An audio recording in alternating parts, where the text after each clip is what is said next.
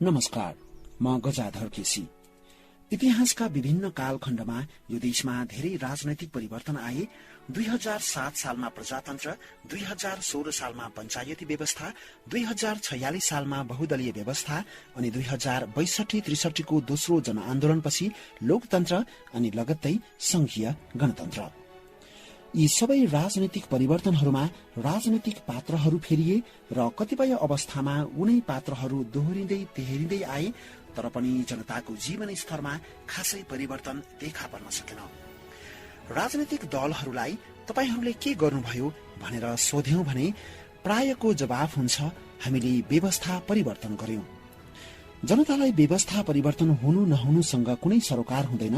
जनतालाई त राष्ट्रिय स्वाधीनताको रक्षा भइराखेको छ कि छैन, अनि जनताको जीवन स्तरमा विकास र समृद्धिले छोयो कि छोएन भन्नेसँग सरोकार हुन्छ भन्ने कुरा राजनैतिक दलहरूले र देशको नेतृत्व गर्नेहरूले बुझ्न नसक्दा जनतामा दलहरूप्रति वितृष्णा जागेको मात्र होइन, रत्तिभर पनि विश्वास नभएको अवस्था छ। यस परिप्रेक्ष्यमा केही दिनदेखि एउटा राजनीतिक दस्तावेज चर्चाको विषय बन्न पुगेको छ। विवेकशील साझा पार्टीका अध्यक्ष रविन्द्र मिश्रले संघीयता र धर्मनिरपेक्षतासँगै केही राजनैतिक विषयहरूबारेका आफ्ना व्यक्तिगत धारणाहरूलाई छलफल र बहसका लागि भन्दै एउटा दस्तावेज सार्वजनिक गर्नुभएको छ। नेपालको राजनैतिक इतिहासमा सायदै कुनै राजनीतिज्ञले छलफल र बहसका लागि भन्दै जनता समक्ष आफ्नो प्रस्ताव यानि आफ्नो दस्तावेज पेश गरेका होलान्। आज म मार्ग परिवर्तन विचार भन्दा माथि देश शीर्षकमा रहेको यो दस्तावेजलाई यहाँ समक्ष प्रस्तुत गर्न उपस्थित भएको छु।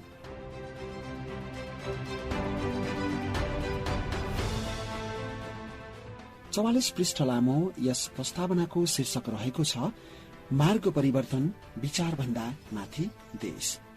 स्थानीय निकायलाई पुनर्संरचना र सुदृढ गर्दै संघीयता खारेजी, धर्मनिरपेक्षताबारे जनमत संग्रह, छलफल र बहसका लागि प्रस्तुत रविन्द्र मिश्र। श्रोता, यस प्रस्तावनाको पहिलो पृष्ठमा यसको विषय सूची रहेको छ र विषय सूचीमा सबैभन्दा अगाडि अनुरोध भन्ने शीर्षक रहेको छ। त्यसपछि स्थानीय निकायलाई पुनर्संरचना र सुदृढ गर्दै संघीयता खारेजी भन्ने अर्को एउटा शीर्षक रहेको छ र त्योभित्र 3 वटा उपशीर्षक छन्। संघीयता थप भ्रष्टाचार र आर्थिक भारको स्रोत भन्ने पहिलो शीर्षक रहेको छ। त्यस्तै गरेर दोस्रो शीर्षक रहेको छ, संघीयता नेपालको अखण्डताको लागि घातक। त्यस्तै गरेर शीर्षक ग मा रहेको छ, संघीयता प्रमुख संस्थाहरूलाई क्षयीकृत गर्ने अर्को कडी। त्यस्तै गरेर अर्को शीर्षक रहेको छ, धर्मनिरपेक्षताबारे जनमत संग्रह। यसमा पनि 3 वटा उपशीर्षक छन्। क मा रहेको छ, किन एकजना धर्मनिरपेक्षतावादी धर्मनिरपेक्षताबारे जनमत संग्रहको माग गर्दैछ। त्यस्तै गरेर उपशीर्षक ख रहेको छ, कहाँबाट आयो धर्मनिरपेक्षताको एजेन्डा। उपशीर्षक ग रहेको छ, हिन्दू राष्ट्र र हिन्दू राष्ट्रवाद बीचको अन्तर। त्यस्तै गरेर अर्को शीर्षक रहेको छ, गणतन्त्रमाथिको खतरा।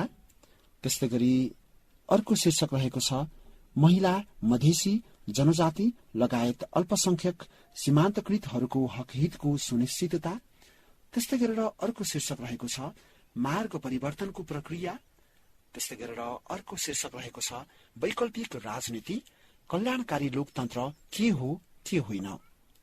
अनि यसभित्र 2 वटा उपशीर्षक रहेका छन्।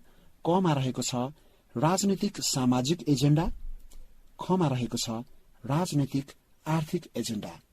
त्यस्तै गरेर विषय सूचीको अन्तिममा रहेको छ, परिशिष्ट, भावना र भूमिका भन्ने शीर्षक रहेको छ। अब म सबैभन्दा पहिले यो विषय सूचीको पहिलो शीर्षक यानि कि अनुरोध शीर्षकमा रहेको कुराहरू म यहाँहरूमा प्रस्तुत गर्न गइरहेको छु। अनुरोध। 2 दशक राजनीतिक पत्रकारिताको केन्द्रमा बसेर काम गर्दा राजनीति शुरू गरे यताका 4 वर्ष देशको पूर्वदेखि पश्चिमसम्म निर्वाचनताका या अन्य समयमा व्यापक रूपमा भ्रमण गर्दा, गाउँ बजार पुग्दा, विभिन्न तह र तबकाका नेपालीहरूसँग अन्तर्क्रिया गर्दा काठमाडौँ लगायत देशको एउटा वर्गले बुझेको, चाहेको र प्रचार गरेको नेपाल र देहातदेखि भन्ज्याङ चौतारीका नेपालीले भोगेको, बुझेको र चाहेको नेपालमा मैले ठूलो अन्तर पाएको छु। उनीहरूको भावना र चाहना अनि मैले आफूले पढेको, बुझेको समाज र संसारलाई एक ठाउँमा राखेर हेर्दा पछिल्ला वर्षहरूमा नेपालको स्वाधीनता, अखण्डता, सार्वभौम सत्ता तथा जातीय, धार्मिक, संस्कृति सद्भावमा अपूरणीय क्षतिका स्पष्ट संकेतहरू देखिरहेको छु। त्यसै परिप्रेक्ष्यमा मेरो आत्मालाई साँची राष्ट्रहितलाई केन्द्र र देशलाई शिरमा राखेर मार्ग परिवर्तन विचार भन्दा माथि देशको यो दस्तावेज छलफल र बहसका लागि अघि सारेको छु। किनभने नेपाल रहेन नेपाल बनाउने, नाम मात्रको नेपाल रहे के बनाउने। यस्तै हो भने देश यसै गरी फेरि अर्को 30 वर्ष घस्रिरहनेछ र खास गरी युवाहरूको जीवन दशकौंदेखि जसरी बर्बाद भयो फेरि त्यसै गरी बर्बाद भइरहनेछ। देश संकटमा छैन भनेर नभनौं, हुँदा खाँदाका देशहरू छोटो समयभित्रमा तीव्र द्वन्द्व र हिंसामा फँसेका र अस्तित्व नै संकटमा परेका उदाहरणहरू छन्। यो दस्तावेजको शीर्षक पढ्ने बित्तिकै समाजको एउटा तबकाबाट केही शब्दहरू वर्षिनेछन्। प्रतिगामी, पश्चगामी, प्रतिक्रियावादी, सामन्ती, सामन्तवादको पृष्ठपोषक, दक्षिणपन्थी, जनविरोधी, प्रगतिशीलता के हो बुझ्न नसक्ने, परिवर्तन आत्मसात गर्न नसक्ने, राजनीतिक सोझबुझ नभएको, नेपाली समाज र त्यसका संरचनागत समस्याबारे ज्ञान नभएको, धमिलो पानीमा माछा मार्न खोज्ने, बल्ल आफ्नो असली रूप उजागर गर्न मुखुण्डो खोलेको ढोंगी, मैले त भनेकै थिएँ नि बल्ल चिन्नुभयो, आदि इत्यादि। ती शब्दावलीहरू प्रयोग गर्नु पूर्व लोकतन्त्र र नेपालको संविधान 2072ले दिएको अधिकारभित्र रहेर सोही संविधानको पालना गर्ने प्रतिबद्धताका साथ भद्र र शान्तिपूर्ण रूपमा यहाँ अभिव्यक्त गरेको विचारलाई सक्नुहुन्छ भने एकपटक पढिदिन विनम्र आग्रह गर्दछु। तत्पश्चात व्यक्त हुने सबै भद्र असहमतिहरूलाई सदाझै सम्मान गर्ने नै छु।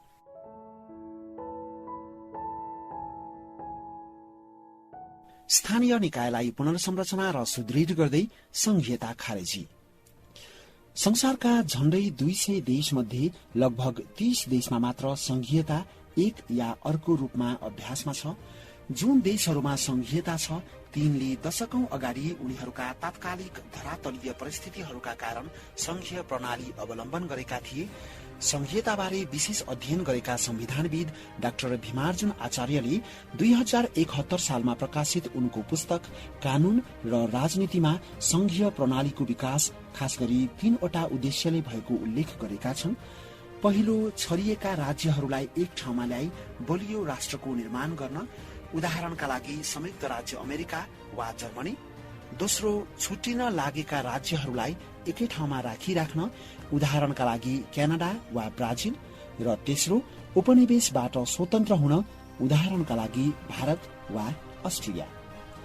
उनले लेखेका छन्, एकात्मक राज्य फुटाएर संघात्मकमा गएका 4वटा मुलुकहरू सुडान, इथियोपिया, बेल्जियम र नाइजेरियाको अनुभव सुखद रहेको देखिँदैन भने संघीय संरचनामै टुक्रिएका वैभवशाली देशहरू सोभियत संघ र युगोस्लाभियाको अनुभव हामीले बिर्सनु हुँदैन। क्यामरून र युगाण्डा एकात्मकबाट संघात्मकतामा गएर पुनः एकात्मक व्यवस्थामा फर्केका देश भएको उनले स्मरण गराएका छन्। नेपालमा शिशु अवस्थामै रहेको संघीयता यो देशले राजनीतिक, आर्थिक र भू राजनीतिक कुनै पनि दृष्टिकोणबाट धान्न सक्दैन भन्ने विज्ञ तथा आम सर्वसाधारणको कमी छैन। संविधान निर्माण हुनु अघि संघीयताको पक्षमा देखिएका कैयौं नेता तथा सर्वसाधारणहरू समेत संघीयताबारे सिंहदरबारको भ्रष्टाचार गाउँ गाउँसम्म पुर्याएको, अनावश्यक रूपमा जनप्रतिनिधि तथा कर्मचारीको संख्या बढाएको, शासकीय दृष्टिकोणबाट झन भाँड भैलो फैलाएको, संघीयताको आर्थिक बोझ अर्थतन्त्रले धान्न नसक्ने देखिँदै गएको र दीर्घकालमा यसले देशको अखण्डतामाथि समेत प्रश्न सिर्जना गर्ने सम्भावना बढेको भन्दै आलोचना गर्न थालेका छन्। त्यसैगरी एकात्मक राज्य सत्ताबाट सृजित विभेदलाई सम्बोधन गर्न र स्थानीय जनतालाई सशक्तिकरण गर्न ल्याइएको भनिएको संघीयताले न स्थानीय तहहरूलाई प्रभावकारी रूपले सशक्त गरेको न विकास र समृद्धिको आम नागरिकको आकांक्षालाई नै सम्बोधन गरेको देखियो। क. संघीयता थप भ्रष्टाचार र आर्थिक भारको स्रोत।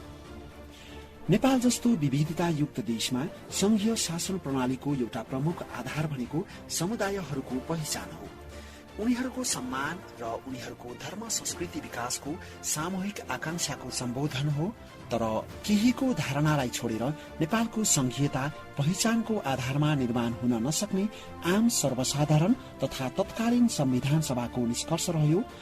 संघीयताको अर्को मूल आधार भनेको सामर्थ्य हो।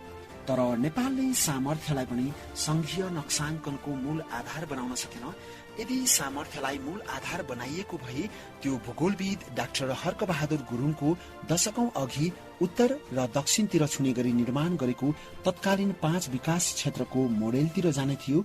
सामर्थ्य र पहिचान दुवैलाई मिसाउन खोज्दा संघ त बन्यो, तर बनाउनेहरू लगायत अधिकांशलाई चित्त नबुझ्ने संघीयता स्थापित भयो। एकातिर संघीयता नै चित्त नबुझिरहेको अवस्थामा संघीयतामा थप आर्थिक भार, भ्रष्टाचार र असक्षमताका हाँगाबिगा मौलाउँदै जाँदा आम सर्वसाधारणमा संघीयताप्रति वितृष्णा बढ्दै जानु स्वाभाविक थियो। आर्थिक वर्ष 2078-79 को कुरा गर्ने हो भने कुल राष्ट्रिय बजेटको झण्डै 24% स्थानीय र प्रदेश तहका लागि विनियोजन गरिएको छ। पहिले प्रदेश तहको चर्चा गरौं। प्रदेश तह नै अर्थहीन सरह भएको र त्यसले केवल खर्चभार मात्र बढाएको कतिपय विज्ञहरूको राय छ। हुन पनि संविधानले प्रदेशलाई प्रदत्त गरेको अधिकांश विधायिकी र कार्यकारी अधिकारहरू स्थानीय निकायलाई दिन सकिन्छ। त्यसले तत्काल देशभरका 550 जना प्रदेश सांसद, प्रदेश प्रमुख, मुख्यमन्त्री, दर्जनौं प्रदेश मन्त्री, प्रदेशको योजना आयोग, लोक सेवा आयोग तथा अन्य कतिपय निकायका लागि हुने खर्च कटौती गर्नेछ। त्यसैगरी विद्यमान स्थानीय तहलाई पुनर्संरचना गर्दै सुदृढ गर्ने प्रशस्त ठाउँ छ। हाल देशमा 753 वटा स्थानीय निकाय छन्। पूर्व सचिव बालानन्द पौडेलको अध्यक्षतामा गठित स्थानीय तहको संख्या तथा सीमा निर्धारण आयोगले स्थानीय तहको संख्या बढीमा 565 हुन सक्ने बताएको थियो। कतिपय विज्ञहरू त्यसलाई अझ घटाउन सकिने बताउँछन्, तर निहित राजनीतिक स्वार्थहरूका कारण सो संख्या 753 बनाइयो।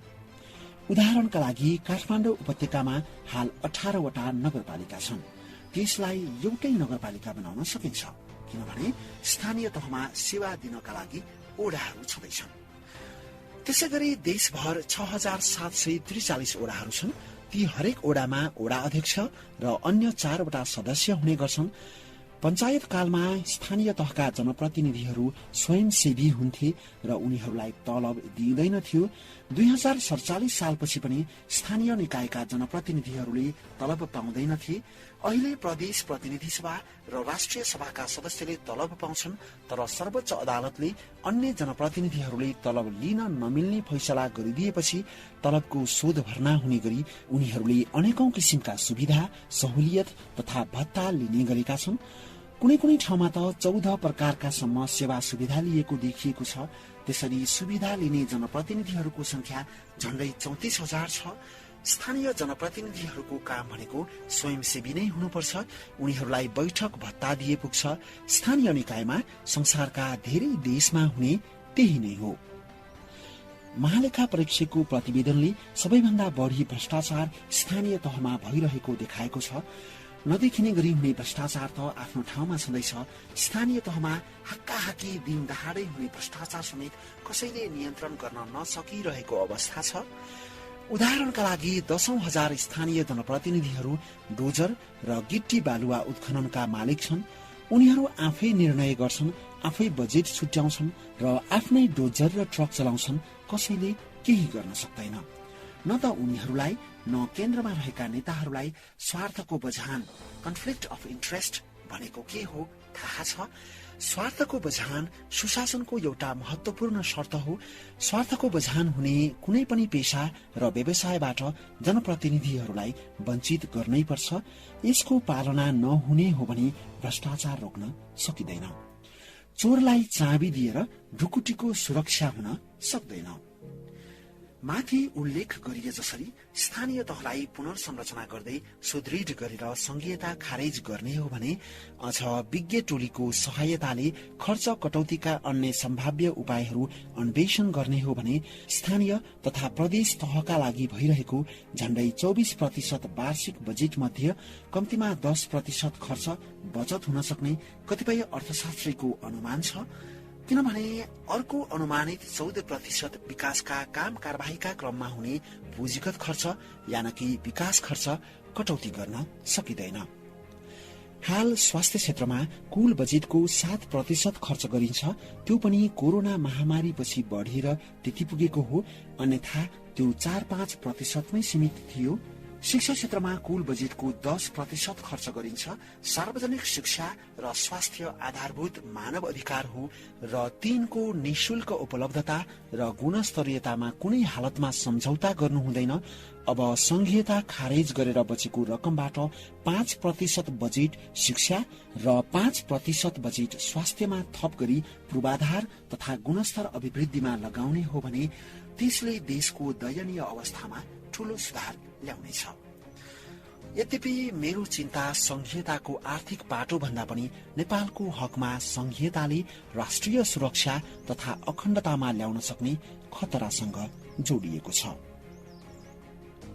ख. संघीयता नेपालको अखण्डताको लागि घातक।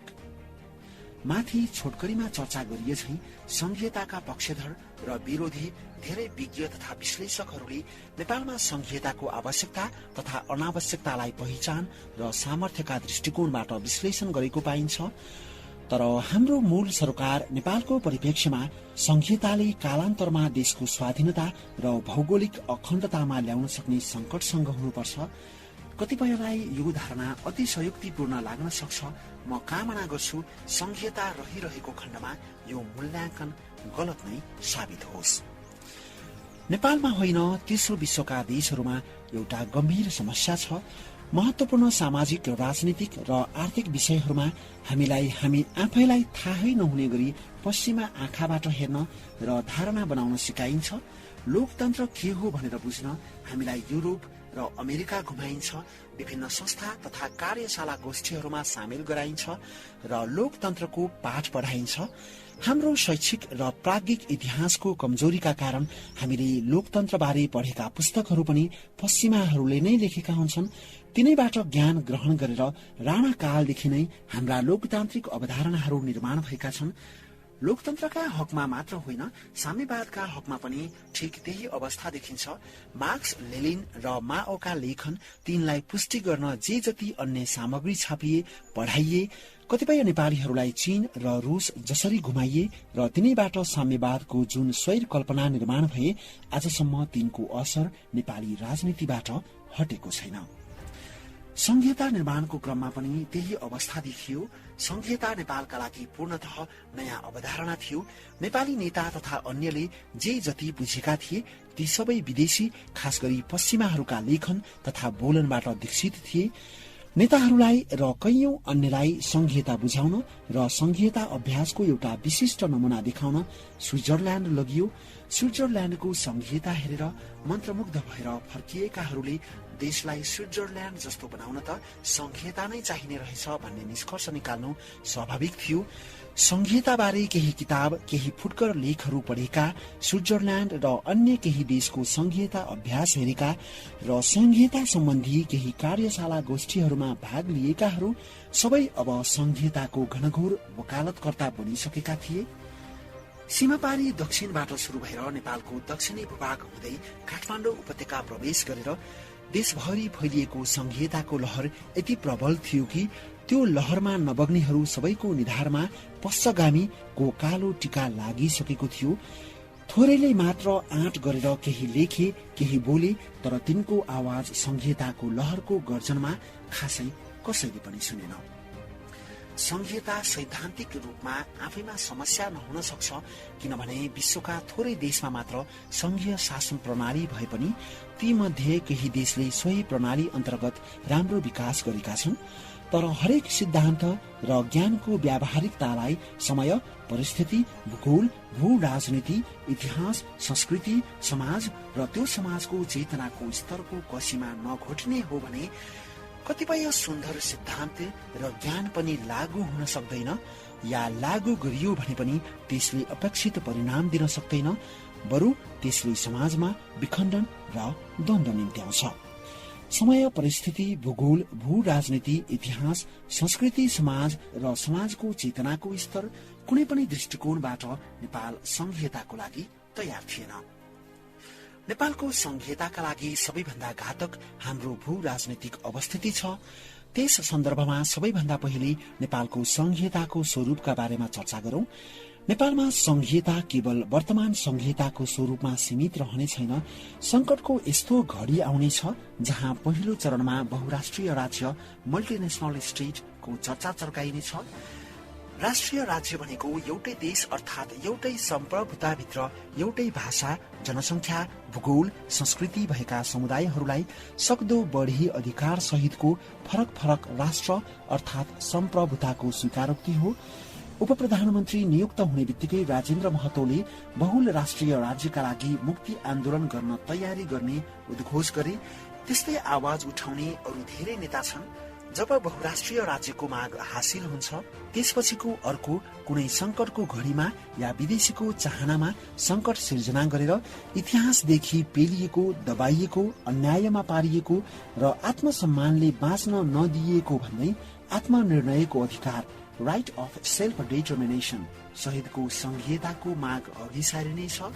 त्यो माग यसै पनि बेला बेलामा उठाइसकिएको छ र सो मागले एउटा तबकालाई राम्रैसँग उद्वेलित गर्नेछ भन्ने विगतमा पनि देखिसकिएको छ।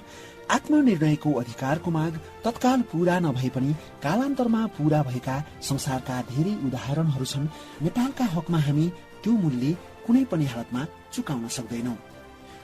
तराईमा हुने कुनै पनि आत्मनिर्णयको अधिकार सम्बन्धी आन्दोलनमा भारतको दीर्घकालीन रणनीतिक स्वार्थले अत्याधिक महत्व राख्दछ। त्यो महत्व मूलतः तराई भएर भारत प्रवेश गर्ने नदीहरूसँग जोडिएको छ। यसबारे अलि विस्तृत रूपमा चर्चा गर्नु उपयुक्त हुन्छ। नेपाल जस्तो अस्थिर, अल्पविकसित, कमजोर र दुई विशाल शक्ति राष्ट्रको बीचमा रहेको देशमा छिमेकी र विश्व शक्तिहरूले हस्तक्षेप गर्न खोज्नु स्वाभाविक हो।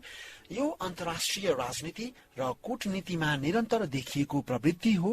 तर त्यसबाट आफूलाई कति जोगाउन सक्ने या नसक्ने भन्ने चाहिँ आफैमा निहित हुने विषय हो।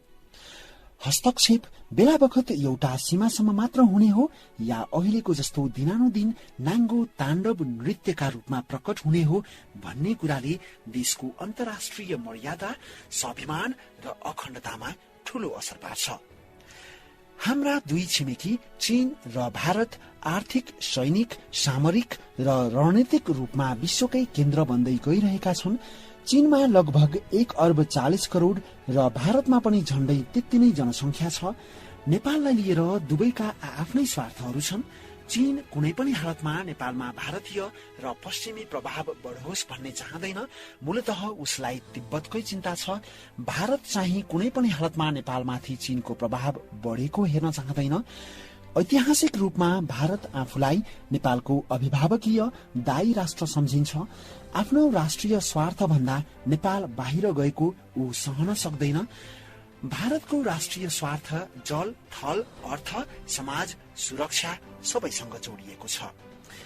ती स्वार्थहरूमा उसका लागि सबैभन्दा प्रधान स्वार्थ नेपालको जल अर्थात् पानी हो। भारतको करोड़ौं हेक्टर उर्वर भूमि सुक्खा याममा पानी अभावको र वर्षायाममा बाढीको चपेटामा पर्छन्।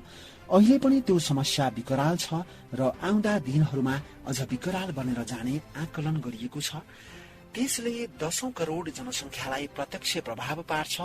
सो संकटलाई सम्बोधन गर्न भारतले अघि सारेको संसारकै ठूलो भनिएको महत्वाकांक्षी पूर्वाधार परिकल्पना नदी जोड परियोजना रिभर लिंकिङ प्रोजेक्टमा नेपालको तराई क्षेत्र भएर भारत प्रवेश गर्ने नदीहरूको अत्याधिक महत्व छ। भारतको गंगा नदीको 60% पानी नेपालका नदीहरूबाट जान्छ। नदी जोड परियोजनाका लागि नेपालबाट बहने पानीलाई आवश्यकता अनुसार नियन्त्रण र नियमन गर्न एकातिर नेपालमा पनि विशाल जलाशय र बाँधहरू निर्माण गर्नु भारतका लागि अनुकूल हुनेछ भने अर्कोतर्फ नेपालसँग जोडिएको भारतीय क्षेत्रमा निर्माण हुने बाँधहरूले सिधै नेपाली भूमिमा कहिले खडेरी त कहिले जलमग्न हुने अवस्था सिर्जना गर्छन् र गर्न थालिसकेका छन्। नदी जोड परियोजनाका लागि आवश्यक नदी जोड नहरहरू रिभर लिंकिङ क्यानल्स पनि नेपालको तराई क्षेत्रमा निर्माण गर्न पाउँदा भारतका लागि बढी अनुकूल हुन्छ, तसर्थ तराई क्षेत्रले भारतका लागि ठूलो रणनीतिक महत्व राख्दछ। भारत हाम्रो छिमेकी हो, हामीले उसलाई सम्मान गर्नुपर्छ, उसका संवेदनशीलतालाई हामीले बुझ्नुपर्छ। छोराछोरी भारतमा पढाउन छात्रवृत्ति खोज्नेदेखि सत्तामा पुग्न आफूहरूलाई गुहार्ने र सत्ता बाहिर रहँदा आफूहरूलाई सराप्ने नेपाली नेताहरूको प्रवृत्तिबाट भारत दिक्क भइराखेको हुनुपर्छ। भारतलाई गाली गरेर खोक्रो राष्ट्रवादको नारा लगाएर हामी कहीँ पुग्दैनौं, तर सँगसँगै हामीले हाम्रो दीर्घकालीन राष्ट्रहितलाई पनि समयमै मनन गर्नुपर्छ। तराई क्षेत्रको रणनीतिक महत्वका सन्दर्भमा जब कहिलेकाहीँ भारतबाट नियोजित रूपमा हुन सक्ने जनसांख्यिक अतिक्रमण डेमोग्राफिक एग्रेसन को कुरा उठ्छ, बारम्बार एउटा तर्क सुन्ने गरिन्छ, भारत त्यस्तरी विकास गरिरहेको छ, उनीहरूका नागरिकहरू नेपाल जस्तो गरीब देशमा किन आउँछन्, नेपाल देशबारे किन डराएको। सरसर्ती कुरा सुन्दा सही हो जस्तो लाग्छ, तर रणनीतिक रूपमा राज्यले र त्यहाँको गुप्तचर निकायले यदि देशको कुनै क्षेत्रमा 10 लाख नागरिक निश्चित अवधिमा प्रवेश गराउनु पर्यो र त्यसको रणनीतिक लाभ अर्को 25 वर्षमा देखिन्छ भन्ने सोच्यो भने त्यस्तो अवस्थामा गरीब र धनीको तर्कले काम गर्दैन। नेपालको जनसंख्या करिब 3 करोड़ छ, भारतको 1 अर्ब 40 करोड़ छ। भारत नेपाल भन्दा झण्डै 22 गुणा ठूलो छ। नेपालको सिंगै जनसंख्या भारत पस्यो भने पनि त्यो कहाँ बिलाउँछ पत्तै हुँदैन। तर 15, 20 या 25 वर्षको अवधिमा निश्चित योजना र उद्देश्यका साथ 10 लाख भारतीय नेपाल प्रवेश गर्ने हो भने तिनले कुनै निश्चित क्षेत्रको पूरै जनसंख्यिक बनावटलाई उथुलपुथुल पार्नुका साथै समयक्रममा त्यो क्षेत्रमा भारतीय चाहना अनुरूपको सरकार निर्माण गर्न सक्छन्। त्यसले पहिलेदेखि बस्दै आएका तराईका 10औं लाख मधेसी लगायतका अन्यको जीवनमा ठूलो असर पार्नेछ। यो सुन्दा अतिशयोक्तिपूर्ण लाग्न सक्छ, तर जब राष्ट्रिय सुरक्षाको रणनीति बनाइन्छ त्यो अतिशयोक्तिपूर्ण सम्भावनालाई ध्यानमा राखेर बनाउनुपर्छ। अन्यथा नेपालले चिनिया सीमासँग काठमाडौँलाई जोड्ने कोदारी राजमार्ग बनाउँदा या 2 लेनको परिकल्पना गरिएको बनेपा बर्दिवास बीपी राजमार्ग निर्माण गर्दा भारतलाई त्यति धेरै चिन्ता नहुनुपर्ने हो, तर चिन्ता भयो। कोदारी राजमार्ग भारतलाई कहिल्यै चित्तै बुझेन भने जापानले निर्माण गरिएको बीपी राजमार्गलाई भारतले 2 लेनबाट घटाएर 1 लेनमा सीमित राख्न नेपाललाई बाध्य तुल्यायो। मूल कारण चिनिया सीमाबाट संकटका घडीमा चिनिया फौज सहज रूपमा भारतीय सीमासम्म नपुगोस् भन्ने भारत चाहन्थ्यो र सम्भवतः अझै पनि त्यही चाहन्छ। त्यसैले जब राष्ट्रिय सुरक्षाको कुरा आउँछ, दशकौं पछिको अतिशयोक्तिपूर्ण सम्भावनालाई मध्यनजर गरिन्छ।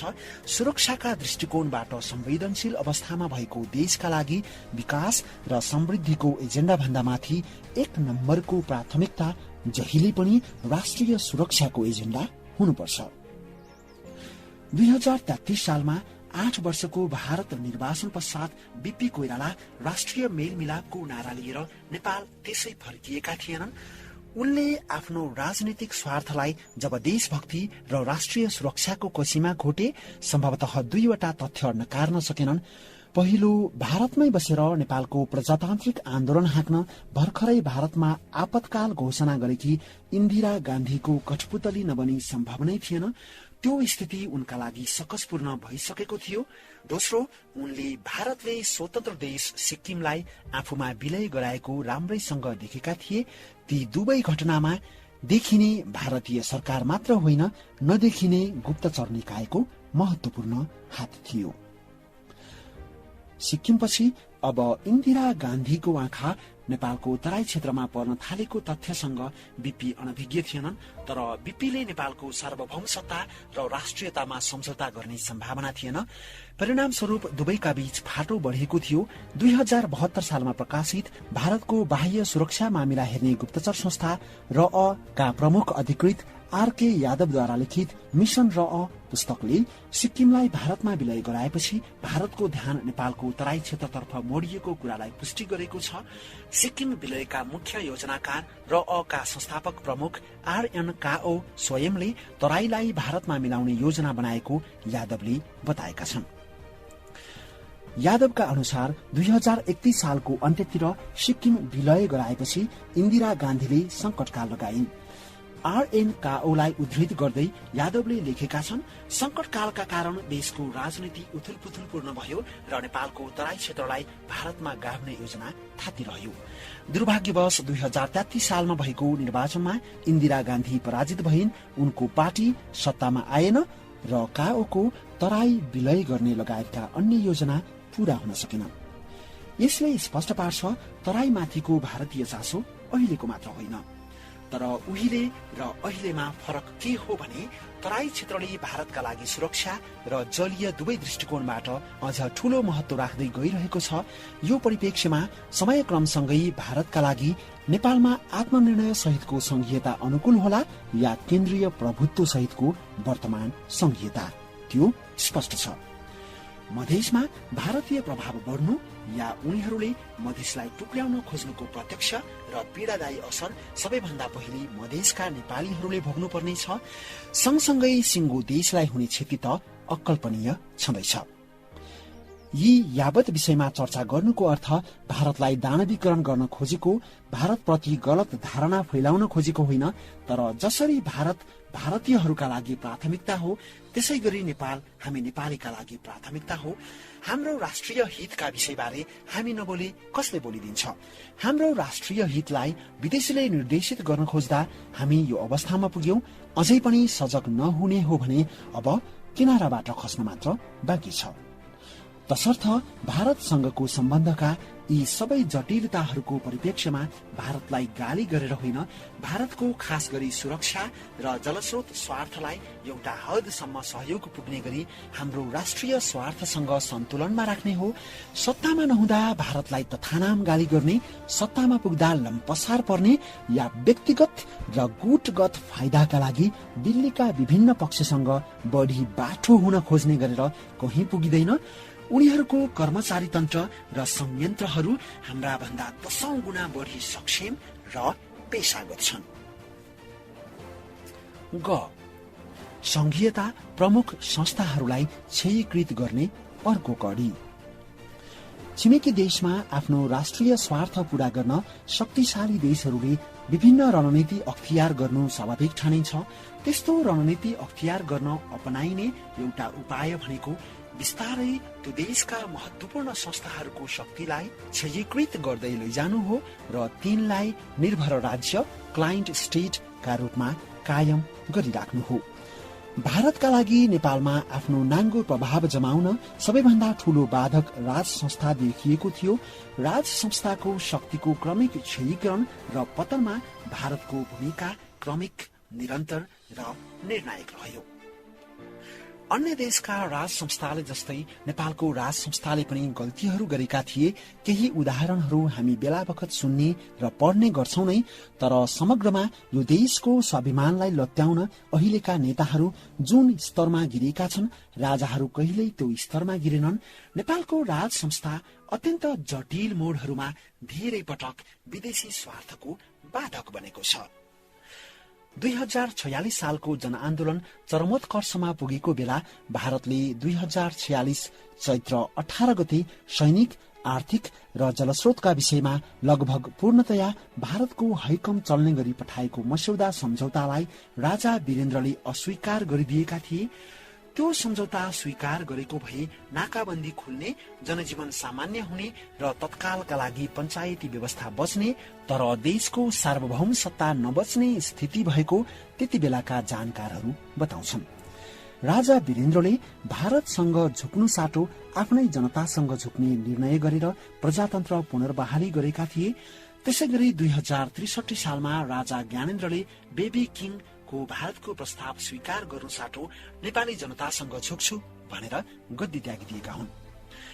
राजा महेन्द्रका त त्यस्ता देशभक्तिपूर्ण निर्णयहरू धेरै छन्। कालापानी लिम्पियाधुराको विवाद उजागर भएपछि कतिपयले सो भूभागमाथिको भारतीय कब्जा राजा महेन्द्रको अकर्मण्यताको परिणाम भएको टिप्पणी गरे।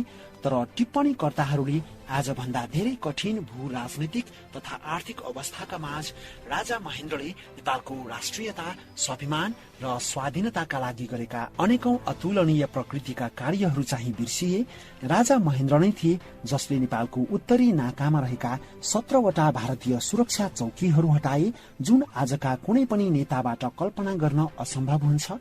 त्यति मात्र होइन, नेपालमा भारतीय मुद्राको प्रचलन बन्द गर्न, भारतीय पाठ्य पुस्तक बन्द गर्न, भारतको विरोध हुँदाहुँदै कोदारी राजमार्ग निर्माण गरेर चीनसँगको नाका खोल्न, मन्त्री परिषदको बैठकमा भारतीय राजदूत उपस्थित हुने व्यवस्था अन्त्य गर्न उनले गरेको निर्णय र उनले देखाएको आँट अतुलनीय थियो। राष्ट्रिय एकता, राष्ट्रिय स्वाभिमान, स्वाधीनता, अन्तर्राष्ट्रिय सम्बन्ध, विकास, धर्म संस्कृतिको रक्षाका लागि राजा महेन्द्रले गरेका कामका केही अंशहरू मात्र त्यसपछिका नेतृत्वहरूले गर्न सकेको भए देशको मुहार आज सम्भवतः फरक हुने थियो। तर प्रजातन्त्र हरण गरिदिएका कारण राजा महेन्द्रका सम्पूर्ण देशभक्तिपूर्ण सुकार्यहरू ओझेलमा परे। राजामा निहित यस्तै देशभक्तिका कारण हुनुपर्छ अहिलेका अधिकांश नेतासँग तुलनै हुन नसक्ने नैतिकता र क्षमता बोकेका कृष्ण प्रसाद भट्टराईले गणतन्त्रको आँधी बिहरी चलेको बेलामा समेत 2064 सालमा नेपाली कांग्रेसले संवैधानिक राजतन्त्रको एजेण्डा छोड्दा उनले रगत पसिना बहाएर निर्माण गरेको र जिन्दगी नै बिताएको पार्टी नै छोडिदिए। बीपी कोइरालाले राजाबाट निरन्तर दुःख पाउँदा पनि जीवनको अन्तिम घडीसम्म राजा र मेरो यानि कि प्रजातन्त्रको घाँटी जोडिएको छ। नेपालको भविष्यका लागि राजा र प्रजामा एकता हुन्छ अनि मात्रै हामी प्रगति गर्न सक्छौं भन्नेमा म विश्वस्त छु। त्यसै भनेका होइनन्। अब त्यस्तो निष्ठा, इमान र देशभक्तिको राजनीति बाँकी रहेन।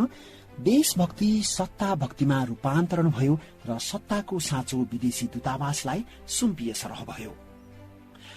स्थिति यति नाजुक भइसक्यो कि विदेशी दूतहरूले बहालवाला तथा भूतपूर्व प्रधानमन्त्रीहरूलाई कूटनीतिक मर्यादा विपरीत चप्पल लगाएर भेट्नेदेखि, होटेलमा लाइन लगाएर पर्खाउनेदेखि मध्यरातमा प्रधानमन्त्रीकै कार्यालयमा थर्काउनेसम्मको स्थिति देखा पर्यो। जटिल राजनीतिक मोडहरूमा नेपाली नेताहरू खुल्लमखुल्ला विदेशी दूतावासमा सहयोगको भीख माग्न जान्छन्। राजदूतहरू नेताको घर धाउँछन्। जनता लाचार छन्।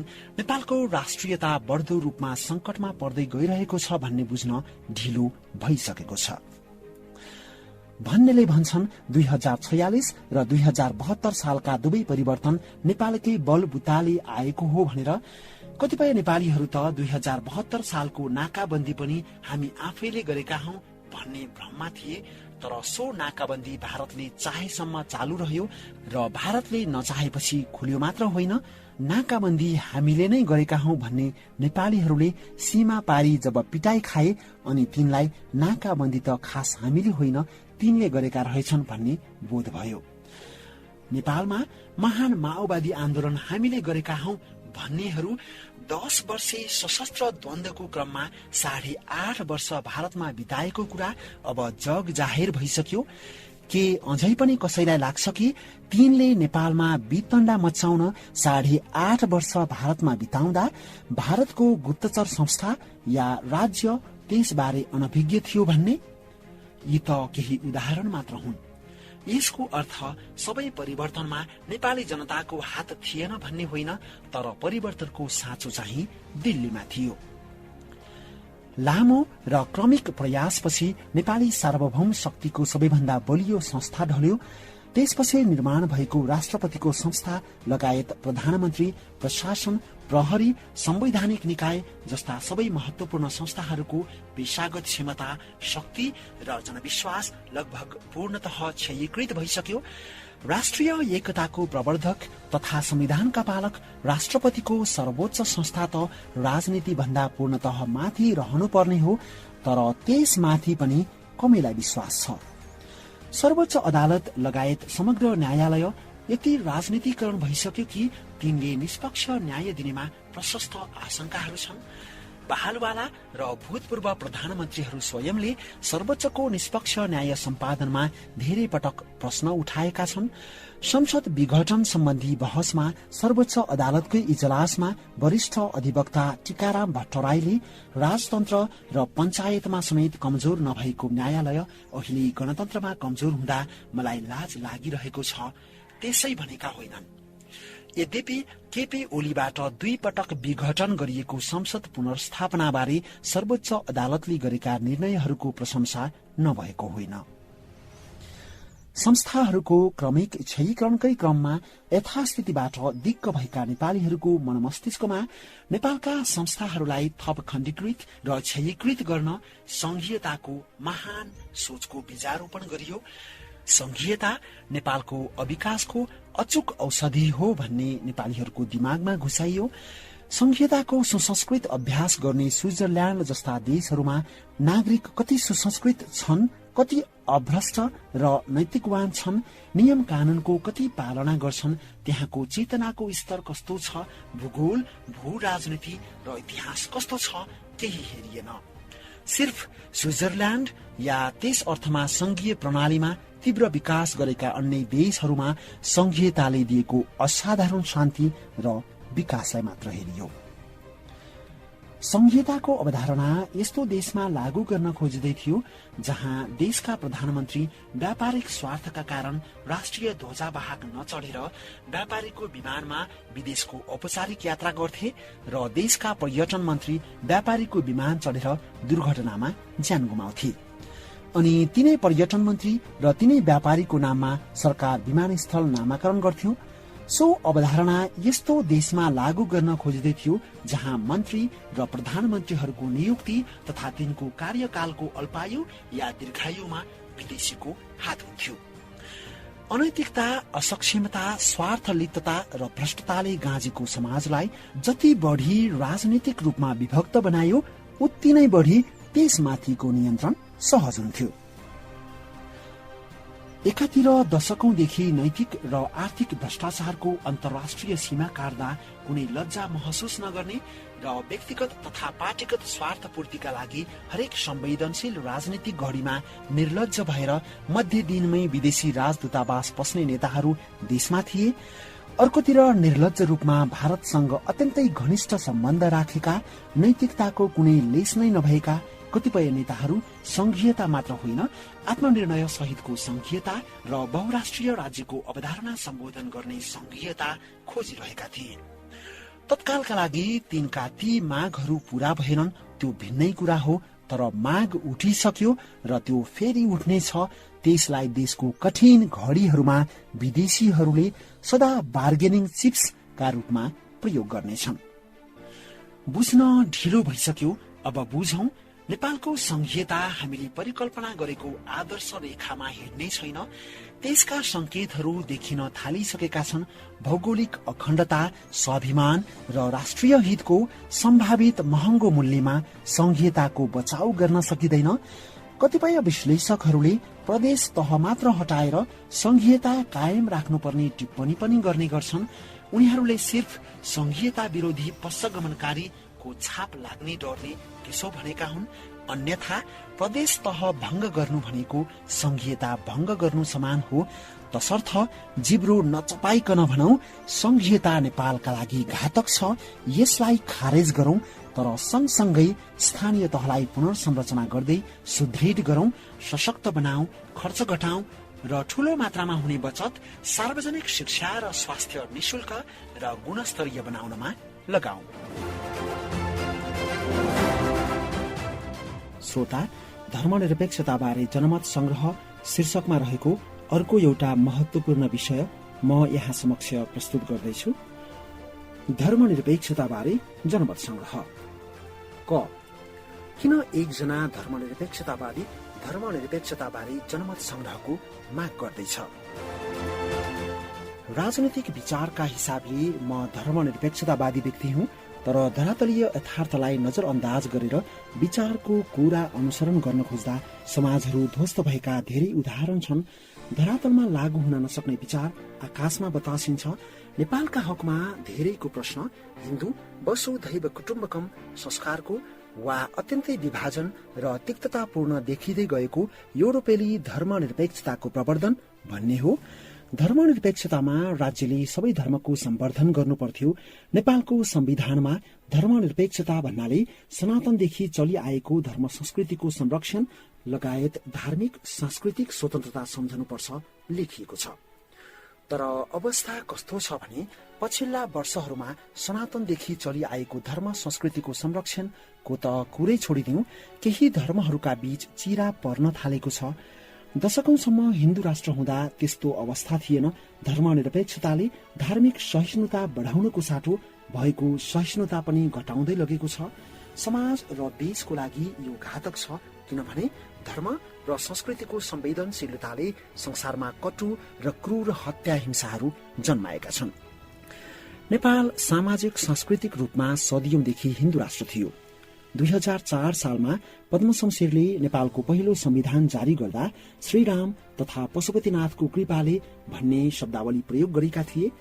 2019 सालको संविधानमा चाहिँ नेपाललाई हिन्दू राष्ट्र नै घोषणा गरियो। त्यसपछि नेपाल विश्वको एकमात्र हिन्दू राष्ट्र बन्यो र त्यो नेपालको पहिचानको अंग बन्यो। चाहे पञ्चायत कालमा होस् या बहुदल कालमा, त्यसपछिका यावत वर्षहरूमा केही धर्मनिरपेक्षतावादीहरूले बाहेक हिन्दू राष्ट्रको विषयलाई कसैले प्रधान मुद्दा बनाएन। खरो धर्मनिरपेक्षतावादी हुँदाहुँदै पनि बीपी कोइरालाले समेत 2019 सालको संविधानले नेपाललाई हिन्दू राष्ट्र घोषणा गरेपछि हिन्दू राष्ट्रको विरोध गरेर हिँडेको या त्यसलाई एजेन्डा बनाएको देखिँदैन। कैयौं राजनैतिक आन्दोलनहरू हुँदा पनि त्यो प्रमुख बहसको विषय नै थिएन।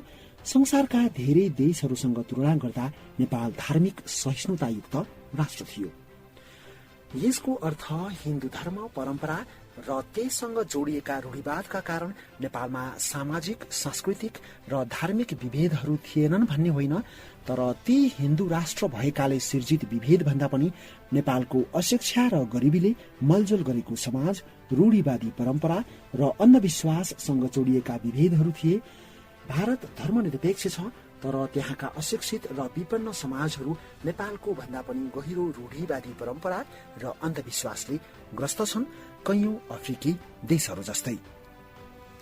विचार र कर्म दुवैमा सामाजिक न्यायको चरम पक्षपाती भए पनि विभेदका विषयहरू हल हुन लामो संघर्षको आवश्यकता हुने रहेछ भन्नेमा म सचेत छु। त्यसो भन्नुको अर्थ विभेदको औचित्य दर्शाउन खोजेको होइन। विभेद मानवता विरुद्धको अपराध हो। कुनै पनि दृष्टिकोणबाट त्यसको औचित्य दर्शाउन सकिँदैन, तर लामो संघर्षको आवश्यकता पर्दो रहेछ भन्नुको तात्पर्य के हो भने अमेरिका जस्तो हरेक दृष्टिकोणबाट शिक्षित, विकसित र समृद्ध देशमा पनि काला जीवनको महत्व छ। ब्ल्याक लाइभ्स म्याटर आन्दोलन चलिरहेको छ। युरोपका धेरै देशमा त्यस्तै स्थिति छ। जापान अझै जातीयताको छायाबाट मुक्त छैन। हाम्रो जस्तो रूढिवादी, अशिक्षित र अविकसित समाजमा विभेदको समस्या नहुने कुरै भएन। ती समस्याहरू संरचनागत मात्र होइन, शैक्षिक र आर्थिक रूपमा पनि सम्बोधन नगर्ने हो भने त्यो न्यूनीकरण गर्न धेरै नै कठिन हुन्छ। रूढिवादी, अशिक्षित र अविकसित हुनाले नै यहाँ विभेदको समस्या सम्बोधन गर्दा अत्यन्तै संवेदनशील हुनुपर्ने हुन्छ। केवल संरचनागत सुधारले मात्र पुग्दैन, अन्यथा त्यसले नियन्त्रण गर्न नसकिने हिंसालाई जन्म दिन्छ। उदाहरणका लागि माओवादी आन्दोलन विभेद विरुद्धको हिंसा थियो, तर त्यसले जातीय, क्षेत्रीय, धार्मिक, वर्गीय, लैंगिक विभेदहरूलाई घृणाभाव फैलाएर उद्वेलित गरिदियो। परिणाम स्वरूप हजारौंको ज्यान गयो, हजारौं परिवारको विचल्ली भयो, दशौं हजार विस्थापित भए र त्यसले समाजमा पारेका चिराहरू आज पनि बाँकी छन्। त्यसैले जातीय विभेद विरुद्धका कार्यक्रमहरूमा बोल्दा मैले विभेद न्यूनीकरणका लागि कानूनी र संवैधानिक यानि कि संरचनागत सम्बोधनका साथै विभेदमा परेका समुदाय र क्षेत्रमा निशुल्क र गुणस्तरीय शिक्षा र स्वास्थ्य सेवा, सामाजिक सुरक्षा तथा रोजगारीका विषयलाई जोरदार रूपमा उठाउने गरेको छु। कागजी अधिकारले मात्र कहिल्यै पनि विभेद अन्त्य हुँदैन। नेपालमा देखिने विभेद धार्मिक वा संवैधानिक कानून भन्दा पनि सामाजिक कानूनका परम्परागत जटिलतासँग जोडिएको छ। त्यो विभेद केवल दलित र बाहुन क्षेत्री बीच मात्र सम्बन्धित छैन, त्यो बाहुन क्षेत्री, जनजाति, मधेसी, दलित सबैभित्र व्याप्त छ। सैद्धान्तिक दृष्टिकोणबाट भन्ने हो भने व्यक्तिको धर्म हुन्छ, राज्यको धर्म हुनु हुँदैन। किनभने राज्य सबैको साझा हो। राज्यले एक थरीका नागरिकलाई प्रधानता र परिचय दिने तथा अर्को थरीका लागि नदिने गर्न मिल्दैन। तर राज्यले राजकाज गर्दा सिद्धान्तलाई मात्र मध्यनजर गरेर पुग्दैन, उसले राज्यको समग्र हितलाई ध्यानमा राखेर परम्परा, संस्कृति, सामाजिक स्थिरता, शान्ति र सन्तुलनलाई हेर्नुपर्ने हुन्छ। समयक्रममा दृष्टिकोणहरूमा परिवर्तन आउँछ, तर संवेदनशील विषयहरूमा हतार गर्न हुँदैन। त्यसै भएर आधुनिक लोकतन्त्र अङ्गालेका कतिपय विकसित देशहरू अझै धर्म सापेक्ष छन् भने कतिपय त्यस्ता राज्यहरूले निश्चित धर्मसँगको आफ्नो सम्बन्धलाई तोड्न सकेका छैनन्।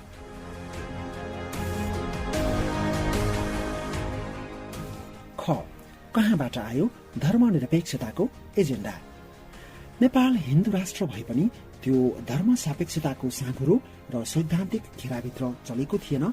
नेपाल नाममा मात्र हिन्दू राष्ट्र थियो, सिद्धान्ततः धर्म सापेक्षता भनेको राज्यमाथि धर्मको निर्देशन र प्रभाव हो। कैयौं मुसलमान देशहरूमा राज्यलाई धर्मले निर्देशित गर्छ। नेपालमा हिन्दू राष्ट्र हुँदा पनि धर्मले कहिल्यै राज्यलाई निर्देशित या प्रभावित गरेन। 2062-63 सालको जनआन्दोलन र त्यसैको सेरोफेरोमा भएको मधेस आन्दोलनमा धर्मनिरपेक्षताबारे कुनै आवाज उठेको थिएन।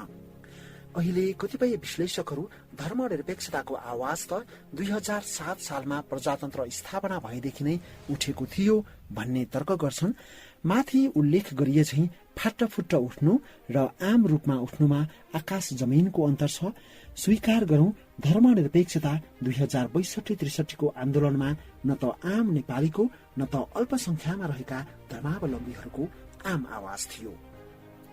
तर 2063 साल जेठ 4 गते सुभाष नेम्बाङको अध्यक्षतामा बसेको प्रतिनिधि सभाको बैठकमा एकाएक अब उपरान्त नेपाल धर्मनिरपेक्ष राष्ट्र हुनेछ भनेर घोषणा गरियो र प्रतिनिधि सभाले त्यसलाई पारित गर्यो।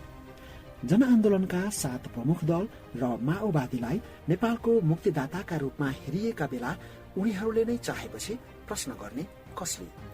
त्यसमा पनि हरेक प्रमुख परिवर्तनको घडीमा विषयलाई वस्तुपरक ढंगबाट नहेरी पट्टी लगाएको घोडाले जसरी एकोहोरो हेर्दै एकोहोरो दौडिने समाजमा त्यति गम्भीर विषयले एकाएक प्रतिनिधि सभाको निर्णयमा कसरी प्रवेश पायो भनेर कसैले प्रश्न गर्ने कुरै आएन।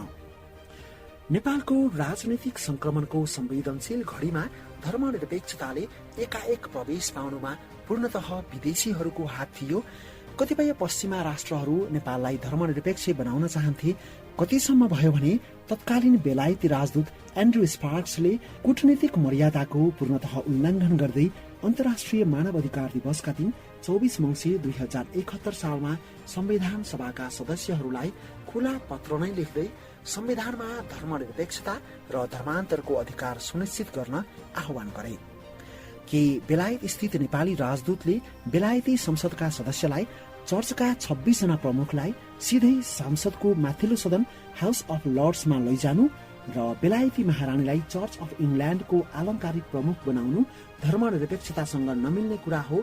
त्यसैले त्यो खारेज गर्नु राम्रो भनेर खुला पत्र लेख्न मिल्छ।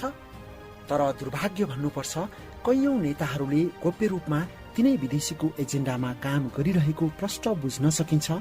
नेताहरूसँगै जोडिएका कैयौं गैर सरकारी संस्थाहरूले सो एजेन्डालाई सघाउ पुग्ने गरी आर्थिक सहयोग पाइरहेका थिए। एकातिर नेपाललाई धर्मनिरपेक्ष बनाउन उद्धत पश्चिमा राष्ट्रहरू थिए भने अर्कोतिर नेपाललाई अब जसरी पनि गणतन्त्र बनाउनमा भारत उद्धत थियो। गणतन्त्रको आन्दोलन उत्कर्षमा पुगेको बेला भारतले राजा ज्ञानेन्द्रलाई विभिन्न किसिमका प्रलोभनहरू देखाएको र बाचाहरू गरेको बताइन्छ। यद्यपि तिनका ठोस विवरण बाहिर आएका छैनन्, तर बाहिर आएको एउटा तथ्य बेबी किङको हो, जस अन्तर्गत राजा ज्ञानेन्द्रलाई हटाएर बाल राजाका रूपमा उनका नाति हृदयेन्द्रलाई गतिशील गराउने भारतको चेष्टा थियो। राजा ज्ञानेन्द्रले प्रत्युत्तरमा ओभर माई डेड बडी, अर्थात् म मरे पनि त्यो हुन दिन्न भन्दै गद्दी नेपालीको नासो हो, त्यो म नेपालीलाई जिम्मा लगाउँछु, तर भारतले चाहे अनुरूप गर्दिन भनेर गद्दी त्यागको बाटो रोजेको बताउने जानकारहरू जीवित नै छन्। राजा ज्ञानेन्द्रको प्रत्युत्तरबाट चिढिएको भारत बाल राजाको अवधारणाबाट एक कदम अघि बढेर गणतन्त्रको पक्षमा पुगेको थियो। तत्पश्चात गणतन्त्रको भारतीय प्रस्तावलाई कतिपय पश्चिमा राष्ट्रहरूले तथा तिनै पश्चिमा राष्ट्रहरूको धर्मनिरपेक्षताको प्रस्तावलाई भारतले समर्थन गर्ने सहमति भएपछि आम रूपमा माग नै नभएको धर्मनिरपेक्षताले सुभाष नेम्बाङ मार्फत वैधानिकता पाए। वास्तविकता त्यही हो। त्यो वैधानिकतालाई नेपाली जनताले संविधान निर्माणका क्रममा तोड्ने प्रयास नगरेका होइनन्। 2072 सालको संविधानको मस्यौदाबारे गरिएको राय संकलनमा अत्याधिक बहुमतले नेपाल हिन्दू राष्ट्र नै रहनुपर्ने राय दिएको सार्वजनिक भइसकेको छ भन्ने बेलामा जनताको अभिमतका साथ जनचाहना अनुरूप संविधान निर्माण गर्न संविधान सभा चाहिएको भनियो, तर धर्मनिरपेक्षता विरोधी व्यापक जनआवाजलाई शीर्ष नेताहरूले पुरै बेवास्ता गरिदिए। देशका ठूला पार्टीले पूर्णतः राजनैतिक मायाजालमा फसाएको समाज हुनाले पार्टीले गरेको निर्णयका विरुद्ध जनमत गएन। 2062-63 सालको परिवर्तनका समर्थकहरूले भन्ने गर्छन्, ती परिवर्तनपछि भएको आम निर्वाचनमा जनताले तिनै परिवर्तनका एजेन्डा बोक्नेलाई अत्याधिक मत दिएर जिताए, त्यसैले जनता ती परिवर्तनको पक्षमा थिए भन्ने स्वतः पुष्टि हुन्छ। त्यो अत्यन्तै हलुका टिप्पणी हो। त्यसो हो भने संसारमा जनमत संग्रहको अवधारणालाई नै हटाइदिए हुन्छ। ती एजेन्डाको विपक्षमा एउटा मात्र पार्टी थियो जसलाई आम नागरिकको विश्वास थिएन। बाँकी पार्टीहरू सबै एउटै पक्षमा थिए भने जनताले के गर्ने? जनमत संग्रहको मौका दिएको भए पो मतदाताले आवधिक निर्वाचनमा आफ्नै पार्टीलाई भोट हाले पनि त्यो विशेष एजेन्डामा चाहिँ फरक मत जाहेर गर्न सक्थे। तर त्यो मौका नै नदिएपछि अधिकांश कांग्रेसी मतदाता कम्युनिस्ट हुन सक्दैनथे, कम्युनिस्ट मतदाता कांग्रेसी हुन सक्दैनथे। भोटै नहाल्न या अन्य पार्टीमा हाल्न पनि उनीहरूको मनले दिँदैनथ्यो। त्यसैले पछिल्ला वर्षहरूमा धर्मनिरपेक्षता यो देशको धर्म र संस्कृति मास्नका लागि जसकेलाबाट घुसाइएको हो भन्ने धारणा प्रबल बन्दै गएको देखिन्छ।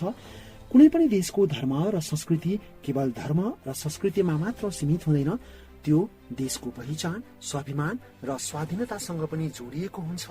त्यसलाई केवल सैद्धान्तिक आँखाबाट हेरेर हलुकासँग लिन मिल्दैन। ग हिन्दू राष्ट्र र हिन्दू राष्ट्रवाद बीचको अन्तर। तत्कालीन साझा पार्टीले 2076 साल फागुनमा लुम्बिनीमा भएको राष्ट्रिय भेलामा धर्मनिरपेक्षताबारे जनमत संग्रह गरिनुपर्छ भन्ने मागलाई सर्वसम्मतिबाट पारित गरेको थियो। जनमत संग्रहको माग गर्दा कतिपयले त्यसलाई पश्चगमनका रूपमा पनि अर्थ्याउने गरेका छन्।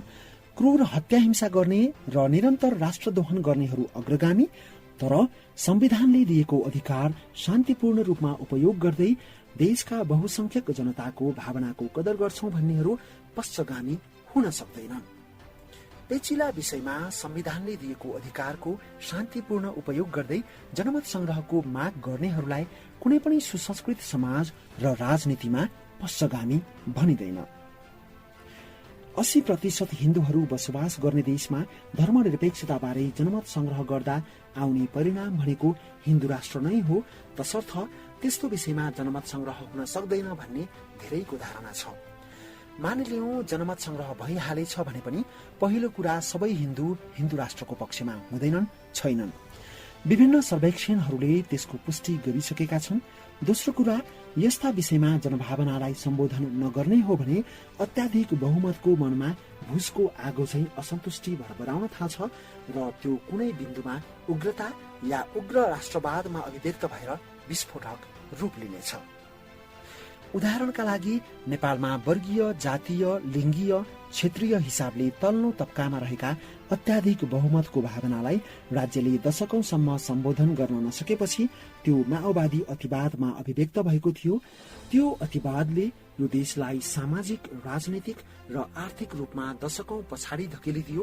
नेपाली समाजमा त्यसले ल्याएको घृणा, तिक्तता र द्वेषपूर्ण चिराहरू, राजनीतिमा त्यसले भित्र्याएको हिंसा र विकृतिहरू, देशको अर्थतन्त्रमा त्यसले पुर्याएका क्षतिहरू अक्षम्य छन्। कतिपयले भन्छन् माओवादी द्वन्द्वका कारण नेपाली समाजमा समानता, सामाजिक न्याय, समावेशिता, सशक्तिकरणको दिशामा ठूलो सकारात्मक हलचल आयो। त्यो टिप्पणी गर्न सजिलो छ। एकचोटि ती छोराछोरीलाई सोधौं जसको आँखै अगाडि सुराकीको नाममा तिनका बुवा या दाजुभाइको घाँटी रेटियो। एकचोटि ती बाबुआमालाई सोधौं जसले विक्षिप्त भएर रुवाबासी गर्दा पनि तिनका छोराछोरीलाई घिसारेर लगेर मर्न बाध्य बनाइयो। एकचोटि ती गाउँलेलाई सोधौं जसलाई तर्साउन खुला चौरमा शत्रु भन्दै भर्खरको युवालाई डोरीले घिसारेर हात खुट्टा गिर्दै मारियो। आफूलाई नपरेपछि अरूको पीडामा सृजित सकारात्मकता खोतल्न सजिलो हुन्छ, तसर्थ जनविश्वास जितिएर परिवर्तन ल्याउन सकिने लोकतान्त्रिक व्यवस्था स्थापित भइसकेपछि पनि क्रूर हिंसा अवलम्बन गरेर चलाइएको माओवादी आन्दोलनको औचित्य दर्शाउने प्रयास नगरौं। नेपाल जस्तो हरेक हिसाबले पिछडिएको देशमा मात्र होइन, शिक्षित, सुसंस्कृत, समृद्ध भनिएका समाज र देशहरूमा पनि उग्र राष्ट्रवाद विस्फोट भएका कैयौं घटना छन्। पछिल्लो समयको घटना टिप्ने हो भने अमेरिकाको उदाहरण लिन सकिन्छ। अमेरिकामा गोराहरूले लामो समयदेखि राज्यले आफूहरूको भावनालाई कदर नगरेको महसुस गरिरहेका थिए र त्यो 81 अत्यन्त क्षुद्र, जातिवादी, उग्रवादी डोनाल्ड ट्रम्पको विजयमा अभिव्यक्त भयो। उनले आफ्नो राष्ट्रपतीय कार्यकालमा अमेरिकी राष्ट्रपतिले गरेको भन्नै नसुहाउने तल्ला स्तरका कामहरू गरे। त्यति गर्दा गर्दै पनि दोस्रो कार्यकालका लागि भएको चुनावमा उनले हार त बेहोरे, तर लगभग आधा अर्थात् 46% मत ल्याउन सफल भए। ट्रम्पले कोरिदिएको त्यो घृणापूर्ण विभाजनको रेखा अहिले त धमिलो देखिएला, तर त्यो मौका पाउने बित्तिकै गाढा भएर आउँछ। अर्को उदाहरण छिमेकी भारत पनि हो, जहाँ अत्याधिक बहुमतले आफ्नो भावनालाई निरन्तर रूपमा व्यवस्था गरिएको महसुस गरेपछि वसुधैव कुटुम्बकमको हिन्दू भाव हिन्दू राष्ट्रवादमा परिणत हुँदै गएको हामीले देखेका छौं। हिन्दू राष्ट्र चाहनु र हिन्दू राष्ट्रवादी हुनुमा ठूलो अन्तर छ। हिन्दू राष्ट्र आदर्श इच्छा हो भने हिन्दू राष्ट्रवाद आदर्श इच्छामा अतिवादको लेप हो। इस्लाम हुनु धर्म हो भने इस्लामिस्ट हुनु अतिवाद हो।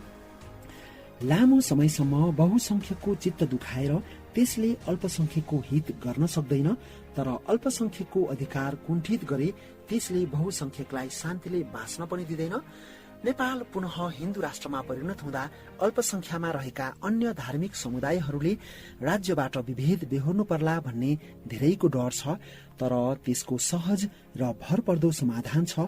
बहुसंख्यकको अधिनायकत्वलाई रोक्न या सन्तुलनमा राख्नु नै हो संवैधानिक लोकतन्त्र, कन्स्टिट्युशनल डेमोक्रेसी को अवधारणा अभ्यास गरिने। बहुमतको निर्णयले सधैँ अल्पमतको हित गर्न नसक्ने हुनाले संवैधानिक लोकतन्त्रमा अल्पमतको अधिकार र हितको सुनिश्चितता संविधानले गरेको हुन्छ। जसरी हाम्रो संविधान तथा कानूनले आरक्षण, समानुपातिक व्यवस्था र समावेशिताको अवधारणा अंगीकार गरेको छ। धर्मसापेक्ष राज्य आधुनिक लोकतन्त्रको अवधारणासँग नमिल्ने एन्टिथेटिकल विषय हो भन्नेमा शंका छैन, तर राज्यको धर्म हुँदैमा त्यो राज्य पश्चगामी हुन्छ भन्ने तर्क गलत हो। माथिल्लो खण्डमा उल्लेख गरिए झैं लोकतन्त्रको विशिष्ट उदाहरण मानिने देश बेलायतमा चर्चका 26 जना प्रमुख पादरीहरू सिधै संसदको माथिल्लो सदनमा मनोनित हुन्छन्। बेलायतकी महारानी चर्च अफ इङ्ल्याण्डकी आलंकारिक सर्वमान्य प्रमुख हुन्। संसारकै सबैभन्दा सुखी, खुशी र समृद्ध मानिने मध्येको र कल्याणकारी लोकतन्त्रको विशिष्ट अभ्यास गर्ने एउटा देश डेनमार्क धर्मसापेक्ष राष्ट्र नै हो। यस्ता धेरै उदाहरण छन्, ती सबै पश्चगामी राष्ट्र होइनन्। भन्न खोजिएको के हो भने कुनै पनि देशलाई यस्ता विषयले अग्रगामी या पश्चगामी बनाउँदैन। देशलाई अग्रगामी या पश्चगामी बनाउने विषय भनेको सुसंस्कृत लोकतन्त्र, समावेशिता, सामाजिक न्याय, सुशासन, अर्थतन्त्र, शिक्षा, स्वास्थ्य, सामाजिक सुरक्षा, वातावरण, संस्कृति, सम्पदा संरक्षण, पूर्वाधार विकास, रोजगारी जस्ता विषय हुन्। नेपाल मूलतः परम्परागत समाज नै हो। परम्परागत समाजलाई आधुनिकतातर्फ लैजाँदाको संक्रमणलाई संवेदनशीलतापूर्वक सम्बोधन गर्नुपर्ने हुन्छ, क्रान्तिकारी भएर मात्र पुग्दैन। आधुनिक लोकतन्त्रको सिद्धान्त पढेर धर्म जस्तो मानवीय संवेदनशीलता जोडिएको विषयमा हामी थप खतरा मोल्न सक्ने अवस्थामा छैनौं। नेपाली समाज शिक्षा र चेतनाको अभावले रूढिवादी थियो, तर समग्रमा भन्नुपर्दा संसारका कतिपय देशहरू झैं धार्मिक रूपमा कहिले अतिवादी थिएन। तर धर्मनिरपेक्षताले बहुसंख्यक नेपालीको मन बिजेको र पोलेको देखिन्छ। यसले सुसंस्कृत र न्यायपूर्ण लोकतन्त्रलाई प्रवर्धन गरिरहेको छैन, बरु धर्मनिरपेक्षता अंगालेदेखि मानिसहरू बढी प्रतिक्रियात्मक र उत्तेजित हुन थालेका छन्। पहिले हिन्दू राष्ट्र मात्र थियो, अब अहिले नेपालमा हिन्दू राष्ट्रवाद जन्मिँदैछन्। यसले समयक्रममा जन्माउने भनेको धार्मिक अतिवाद नै हो। अल्पसंख्यक भन्दा बहुसंख्यकबाट जन्मिएको धार्मिक अतिवाद अझ बढी घातक हुन्छ।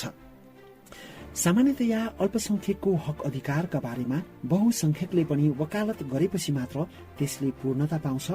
नेपालमा अहिले अल्पसंख्यक धर्मावलम्बीहरूको हक अधिकार बारे बहुसंख्यकमा रहेकाहरू अधिकांश बोल्नै नसक्ने या बोल्नै नचाहने किसिमको वातावरण निर्माण भएको छ। यो राम्रो संकेत होइन।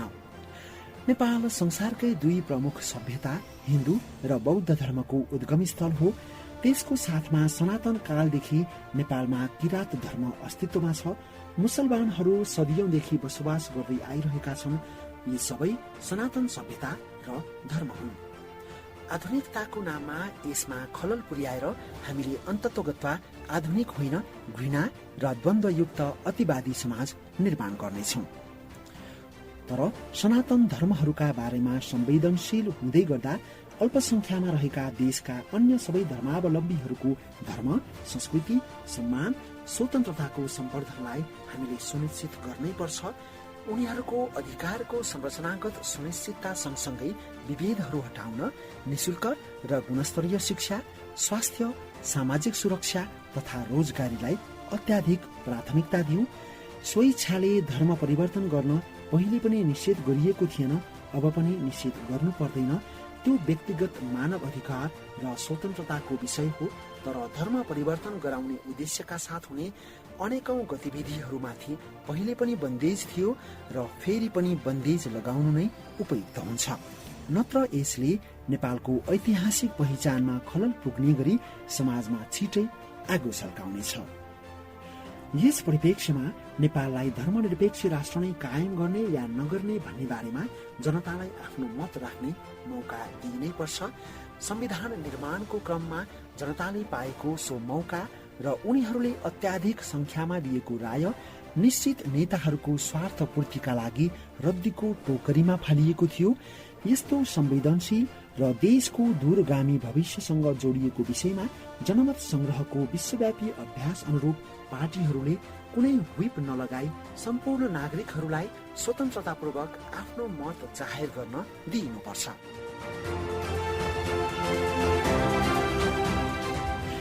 गणतन्त्रमाथिको खतरा। 2062-63 सालको जनआन्दोलनपछि ल्याइएका प्रमुख 3 परिवर्तनहरूमध्ये संघीयता र धर्मनिरपेक्षताबारे यति चर्चा गरिसकेपछि परिवर्तनको तेस्रो आयाम गणतन्त्रबारे किन प्रश्न उठाइएन भन्ने जिज्ञासा उठ्नु स्वाभाविक हुन्छ। बन्दै गरेको पार्टीका लागि राजनीतिका 4 आयाम हुन्छन्।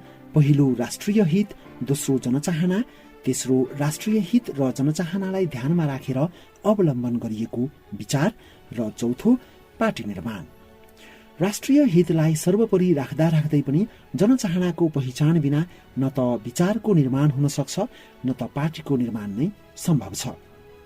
संघीयता र धर्मनिरपेक्षता जस्तै गणतन्त्रको आगमन पनि आयातित नै थियो। त्यसका बेग्रेल्ती प्रमाणहरू छन्। नेपालका 7 दल र माओवादी निमित्त नायक मात्र थिए। तर अहिलेको अवस्थामा आइपुग्दा संघीयता र धर्मनिरपेक्षताप्रति धेरै ठूलो जनमानसमा जुन असन्तुष्टि र आक्रोश देखिएको छ त्यो गणतन्त्रका बारेमा देखिएको छैन। पूर्व राजा ज्ञानेन्द्रले पनि बारम्बार जनताले चाहनु पर्यो अनि हुन्छ त्यसै भनेका होइनन्। तर त्यति भन्दा भन्दै खास गरी देशका प्रमुख पार्टी तथा तिनका नेताहरूले बुझ्नुपर्ने के हो भने गणतन्त्र बारेको जनभावना पनि बदलिँदै गएको छ। पूर्व राजा ज्ञानेन्द्र र राज संस्थाका विरुद्ध अशोचनीय स्तरको विष फैलाउँदा पनि विभिन्न जात जाति, भाषा भाषी, क्षेत्र, लिङ्ग सबै तबकामा एकताको प्रतीकका रूपमा राजाको स्वीकार्यता उच्च देखिन्छ। हो, उनको विरोध नगर्नेहरू नभएका होइनन्, तर उनी पूर्वदेखि पश्चिम, उत्तरदेखि दक्षिण जहाँसुकै जाउन् सबै जात जाति, भाषा भाषीहरूको ठूलो तबकामा उनीप्रतिको श्रद्धा र उनको लोकप्रियता कुनै नेताको भन्दा कम देखिँदैन। उनको जय जयकार गर्न कुनै पार्टीको निर्देशन बिना जो स्वस्फूर्त रूपमा निस्कन्छन् ती प्रतिगामीको बिल्ला भिर्न तयार भएर निस्किएका हुन्। प्रतिगामीको बिल्ला लाग्ने डरले घरमै बसेर मौन समर्थन गर्नेहरूको त हिसाब किताब नै भएको छैन। त्यो एउटा बदलिदो परिवेशको संकेत मात्र हो। त्यसै गरी माओवादी अध्यक्ष प्रचण्डले राष्ट्रपतिको संस्थाप्रति पूर्ण निराशा व्यक्त गर्दै राजाहरूको त एउटा बेग्लै शान थियो, अहिले त शान पनि छैन, मान पनि छैन, इज्जत पनि छैन, कस्तो भए त हामीले बनाएको संस्था भनेर गरेको टिप्पणी केवल एकछिनको भावनात्मक आक्रोश मात्र होइन, त्यो गणतन्त्रवादीहरूका लागि अशुभ संकेत हो। निकट भविष्यमा हुने कुनै पनि राष्ट्रपति तुलनात्मक रूपमा अलि राम्रा डाक्टर रामवरण यादव र पदीय मर्यादा ध्वस्त बनाइएकी विद्यादेवी भण्डारी भन्दा तात्विक रूपमा फरक हुनेछन् भनेर अपेक्षा गर्ने आधार छैन। जसरी अहिले नेताहरू भ्रष्टाचारबाट आफू र आफन्तलाई बचाउन भ्रष्टाचार नियन्त्रण गर्ने सबै संस्थामा आफ्नो आदेशपालक चाहन्छन्, त्यसै गरी भविष्यमा पार्टी तथा प्रधानमन्त्रीहरूले राष्ट्रपतिको कुर्सीमा आफ्नो आदेशपालक चाहनेछन्, किनभने संगीन घडीमा राष्ट्रपतिको पदको महत्व अब सबैले बुझिसके। संघीयता र धर्मनिरपेक्षताले देशको स्वाधीनता, एकता, समानता, सद्भाव र सौहार्दताको वातावरण निर्माण गर्नुपर्नेमा त्यसको विपरीत भइरहेको स्वाधीनता, एकता, समानता, सद्भाव र सौहार्दतामा चिराहरू पारेको छ र सम्पूर्ण समाजलाई बिथोलिदिएको छ। त्यसमा सुधारको अपेक्षा गर्नु भनेको गम्भीर रोग लागेको बिरामीलाई घरेलु उपचार गरेर निको हुन्छ भन्ने अपेक्षा गर्नु जत्तिकै घातक हुन सक्छ। तर गणतन्त्रका विविध पक्षहरूलाई अझै पनि सुधार्ने ठाउँ छ। नसुधार्ने हो भने भोलि गणतन्त्रवादीहरूले नचाहँदा नचाहँदै गणतन्त्र खारेजीको माग पनि बलियो भएर जानेछ। गणतन्त्र जोगाउन राज संस्थालाई तथानाम गाली गर्न या गाली गर्न सिकाउन पर्दैन। पञ्चायत कालभरि बहुदलीय प्रजातन्त्रलाई गाली गर्न सिकाइयो। अहिले पृथ्वीनारायण शाहलाई विस्तारवादी र राजा महेन्द्रलाई प्रजातन्त्रको हत्यारा भन्न सिकाइएको छ। दिनदिनै देश दोहन गर्ने र हातमा आफ्नै नेपाली दाजुभाइ दिदीबहिनीको रगत लतपतिएकाहरू चाहिँ महान अग्रगामी भएका छन्। नेपाली समाज इतिहासको तथ्य र वस्तुपरक विश्लेषणको अभावबाट ग्रस्त छ। संसारका विशिष्ट विश्वविद्यालयहरूमा इतिहासको अध्ययनलाई उच्च महत्व दिइन्छ। नेपालमा त अब यस्तो अवस्था आइसक्यो कि त्रिभुवन विश्वविद्यालयमा इतिहासका विद्यार्थी लगभग शून्य भइसके र प्राध्यापकहरू मात्र बाँकी छन्। पञ्चायत कालदेखि नै इतिहासको अध्ययनमा लगाइएको आग्रहपूर्ण राजनीतिक रंगले नेपाली समाजलाई प्रतिक्रियात्मक, एकपक्षीय, गाली गलौजपूर्ण, असन्तुलित र लघुदृष्टिपूर्ण बनाइदिएको छ। इतिहासको वस्तुपरक अध्ययन गर्न नपाउने समाज सन्तुलित हुन सक्दैन। गणतन्त्र जोगाउने दुईवटा उपाय छन्। पहिलो, जनतालाई सक्दो छिटो भ्रष्टाचार नियन्त्रण, सुशासन, सेवा प्रवाह यानि डेलिभरी र विकासको अनुभूति दिने। दोस्रो, राष्ट्रपतिको संस्थालाई राजनीति भन्दा माथि राखेर निष्पक्ष र वस्तुनिष्ठ रहन दिने। त्यति नगर्ने हो भने थाहै नपाई गणतन्त्र धरापमा पर्दै जानेछ। आम रूपमा क्रमिक रूपले बदलिँदै गएको जनभावनाको लहरलाई कुनै पनि पार्टीले रोक्न सक्दैन। यसबारे सबैलाई समयमै चेतना हुनु राम्रो।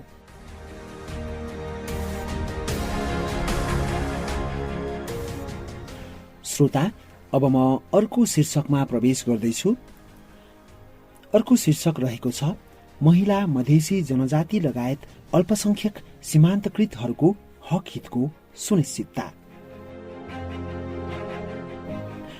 मार्ग परिवर्तनको प्रस्तावनामा सबैभन्दा ध्यान दिनुपर्ने एउटा विषय राजनीतिक, आर्थिक, सामाजिक, सांस्कृतिक सबै क्षेत्रका वर्गीय, जातीय, लिङ्गीय, क्षेत्रीय समुदायहरूको हक हितको सुनिश्चितता हो। धर्मनिरपेक्षताबारे जनमत संग्रह र संघीयता खारेजीको प्रस्तावबाट हुने कुनै पनि परिवर्तनले 2007 सालदेखि आजसम्म भएका र अझ खास गरी 2062-63 सालको आन्दोलनबाट आदिवासी जनजाति, महिला, दलित, मधेसी, मुसलमान, थारू, तेस्रो लिङ्गी तथा अपाङ्गता भएकाहरू लगायत सीमान्तकृत र उत्पीडित वर्गले समान अवसर, सामाजिक न्याय, आरक्षण, समावेशिता र समतामूलक समृद्धिको दिशामा हासिल गरेका उपलब्धिहरूलाई रत्ति पनि संकुचन गर्नु हुँदैन। ती सम्पूर्ण उपलब्धिहरूलाई अझ सुधार गर्दै र बलियो बनाउँदै लैजानुपर्छ। अहिले ती सबै उपलब्धिहरू खण्डीकृत हुँदै गएको देखिँदैछ। हामी बाहुन, क्षेत्री, दलित, जनजाति, मधेसी, मुसलमान बढी र नेपाली कम हुँदै गइरहेका छौं। जाति जातिको बीचमा, धर्म धर्मको बीचमा फाटो बढेर गएको छ। यसबाट अन्ततोगत्वा कसैको हित हुँदैन। संघीयता र धर्मनिरपेक्षताको खारेजी तीनले नेपाली समाजमा ल्याएको बढ्दो विकृति, विभाजन र तिक्तता तथा नेपालको गौरवशाली इतिहास, संस्कृति, स्वाधीनता, स्वाभिमान र अखण्डतामा तीव्र गतिमा पुर्याइरहेको क्षतिलाई रोक्ने उपाय हो।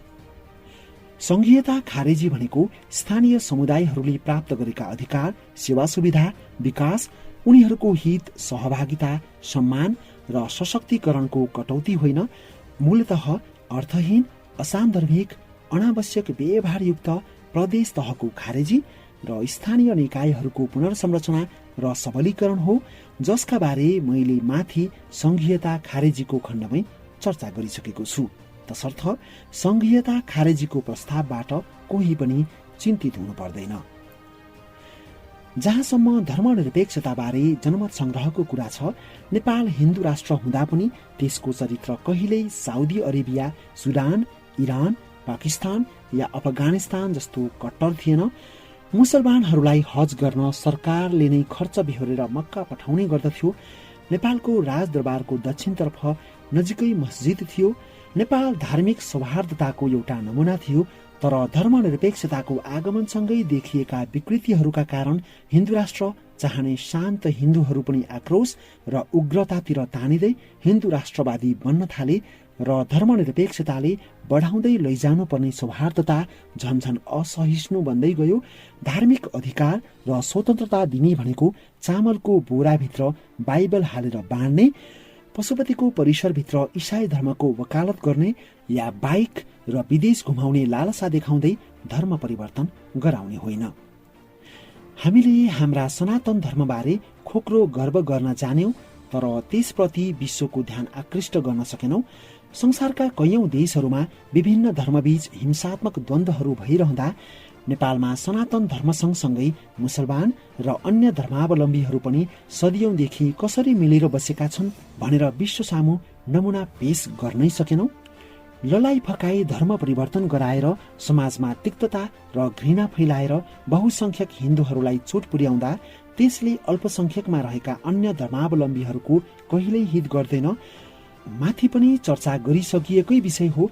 अल्पसंख्यकको हित गर्ने क्रममा बहुसंख्यकको भावनामा चोट पुग्यो भने र यो विषयमा संवेदनशील सन्तुलन कायम गर्न सकिएन भने त्यसले अन्ततोगत्वा जन्माउने भनेको उग्रता मात्र हो। बहुसंख्यकले अल्पसंख्यकको हितको वकालत गर्न सक्ने वातावरण निर्माण गरेर अल्पसंख्यकको हितलाई सुनिश्चित गरिनुपर्छ। त्यसको लागि संविधानमा धर्मनिरपेक्षता लेख्न जरुरी छैन। बरु किराँतहरूको एउटा पनि विशिष्ट धार्मिक केन्द्र छैन। उनीहरूका लागि विशिष्ट ऐतिहासिक केन्द्र बनाऊ। पाकिस्तानको फाइजल मस्जिद जस्तो कलात्मक वैभवशाली मस्जिद बनाऊ। निसन्देह रूपमा खाडी मुलुकहरू सहयोग गर्न तत्पर हुनेछन्। लुम्बिनीलाई संसारकै उत्कृष्ट बौद्ध केन्द्र बनाऊ। संसारका बौद्ध धर्मावलम्बीहरू सहयोग गर्न तयार भइहाल्छन्। सदियौं भइसक्यो नेपालमा एउटा पनि विशिष्ट स्तरको हिन्दू धार्मिक स्थल नबनेको। नेपालमा अहिलेसम्म नबनेको उदाहरणका लागि भारतको अक्षरधाम जस्तो अतुलनीय वास्तुकलाले पूर्ण संसारलाई नै चकित तुल्याउने विशाल हिन्दू धार्मिक स्थल बनाऊ। अन्य धर्मावलम्बीहरूको पनि गौरव गर्न योग्य धार्मिक केन्द्रहरू निर्माण गरौं। संसारले भनोस् नेपालमा अतिवादको कुनै झलक छैन। हिन्दूहरू पनि खुसी छन् र अन्य धर्मावलम्बीहरू पनि त्यत्तिकै खुसी छन्। संसारभरिका धार्मिक पर्यटकहरू नेपालमा विशिष्ट हिन्दू, बौद्ध, मुसलमान लगायत धार्मिक केन्द्रहरू भ्रमण गर्न नेपाल आउन्। त्यो हो धार्मिक अधिकार, सम्मान र स्वतन्त्रता भनेको। घर घरमा कोठा भाडामा लिएर गिर्जाघर बनाइएको छ। प्रार्थना गर्न भनेको जस्तो मस्जिद छैन। किराँतहरूको कुनै विशिष्ट तीर्थस्थल छैन।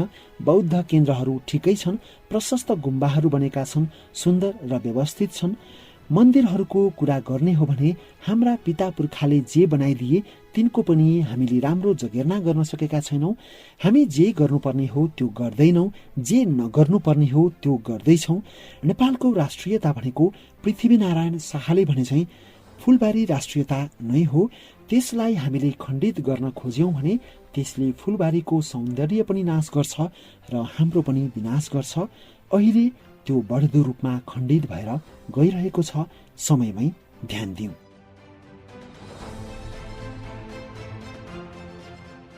श्रोता, अब म अर्को शीर्षकतर्फ जाँदैछु। अर्को शीर्षक रहेको छ मार्ग परिवर्तनको प्रक्रिया। नेपाली राजनीतिले मार्ग परिवर्तन गर्नुपर्छ भन्ने मान्यता राख्नेहरूलाई पनि गर्न त गर्ने, तर कसरी गर्ने भन्ने प्रश्न मनमा उठ्नु स्वाभाविक हो। पहिलो कुरा, अबको कुनै पनि परिवर्तनका लागि फेरि हिंसाको सहारा लिने कल्पनै नगरौं। देशको संविधान नै लोकतान्त्रिक छैन भने त्यहाँ हिंसा प्रयोग हुन सक्छ। तर आफ्नो विचारले जनताको मन जित्न सक्ने शान्तिपूर्ण बाटो 2047 सालको नेपालको संविधानले दिँदै माओवादीहरूले हिंसाको सहारा लिएर यो देशमाथि अक्षम्य अपराध गरिसकेका छन्। जसको आफ्नै छोराछोरी, आमा बाउ, दाजुभाइ, दिदीबहिनी सो हिंसामा मारिएनन्, घाइते भएनन् या विस्थापित भएनन्, तिनले माओवादी अपराधको पीडाबारे पढ्न सक्छन्, महसुस गर्न सक्दैनन्। 2047 सालको संविधानले जस्तै नेपालको संविधान 2072ले पनि आफ्ना विचारहरू शान्तिपूर्ण ढंगबाट राख्ने र जनताको मन जित्ने अधिकार प्रत्याभूत गरेको छ। तसर्थ अब हुने कुनै पनि राजनीतिक मार्ग परिवर्तन जनताको मन जितेरै हुनुपर्छ। रेलिङ भाँचेर, नेपाल बन्द गरेर, कालो मोसो दलेर या हिंसा भड्काएर होइन। दोस्रो कुरा, अब संविधान प्रदत्त अधिकार प्रयोग गरेर शान्तिपूर्ण रूपमै परिवर्तनको आकांक्षा राख्ने हो भने त्यसका दुईवटा बाटो छन् र दुवै बाटो संविधान प्रदत्त अधिकार हुन्। लोकतान्त्रिक संविधान प्रदत्त अधिकारको शान्तिपूर्ण र दिगो लोकतान्त्रिक निरन्तरताका लागि हुने उपयोगलाई पश्चगमन भनिँदैन, त्यो अग्रगमन हो। पहिलो बाटो धर्मनिरपेक्षता र संघीयताको घोषणासँग जोडिएको छ। संसारमा दूरगामी राष्ट्रिय महत्वका परिवर्तनहरू सामान्यतया जनमत संग्रहबाट गरिन्छ। आवधिक निर्वाचनद्वारा पार्टीगत एजेन्डाका आधारमा मात्र हल गर्नु उपयुक्त नदेखिने त्यस्ता विषयहरूमा जनमत संग्रह गराउनु विश्वव्यापी लोकतान्त्रिक मान्यता र प्रचलन हो।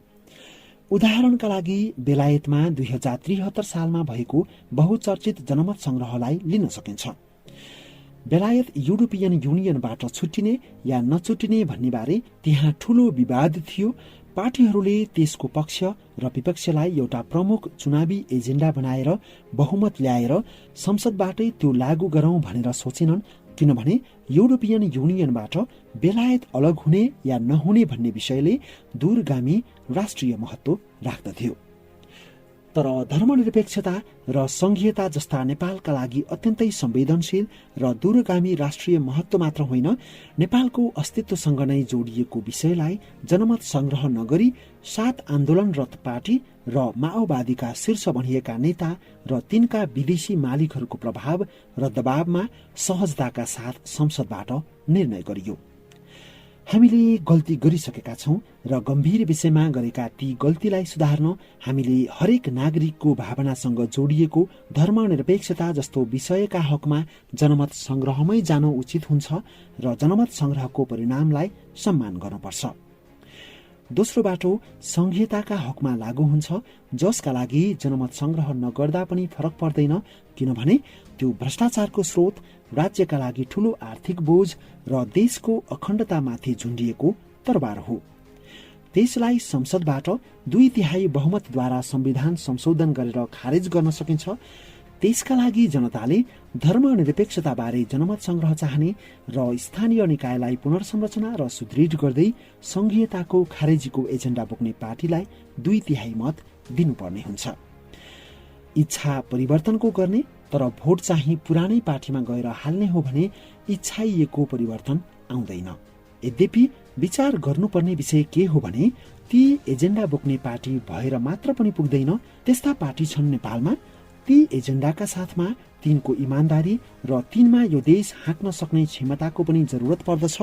अन्यथा राजनीतिमा पुनः सैद्धान्तिक परिवर्तन मात्र आउनेछ, देशभक्तिपूर्ण रूपान्तरणकारी परिवर्तन आउने छैन। माथि प्रस्ताव गरिएको मार्ग परिवर्तनका लागि वर्तमान संविधानको दायराभित्र बसेर प्राप्त यिनै विकल्प मात्र हुन्, जसबाट शान्तिपूर्ण क्रान्ति र सहज संक्रमणको अपेक्षा गर्न सकिन्छ। यो लोकतान्त्रिक र शान्तिपूर्ण संक्रमणले स्थिरता र विकासका प्रयासलाई बिथोल्दैन। संवैधानिक बाटो अवलम्बन नगरी सडक संघर्षबाट परिवर्तन खोज्न थालियो भने त्यसले फेरि लामो समय स्थिरता र विकासका प्रयासहरूलाई बिथोलिदिनेछ। नेपाल फेरि त्यो चक्रमा प्रवेश गर्नु दुर्भाग्यपूर्ण हुनेछ। तर संवैधानिक रूपमै हामी यो बाटोमा गएनौं भने समयको मात्र कुरा हो। परिवर्तनका लागि असंवैधानिक बाटो अपनाउन खोज्नेहरू हाबी हुनेछन्। ढिलो गरी आएको चेतना शिक्षा होइन, पश्चातापमा सीमित हुनेछ। त्यसैले जागौं, अब यो समाजले सृजना गरेको पश्चगमनको भूतबाट माथि उठौं र भनौं, विचार भन्दा माथि देश, नेपाली हामी रहौला कहाँ, नेपाली नरहे।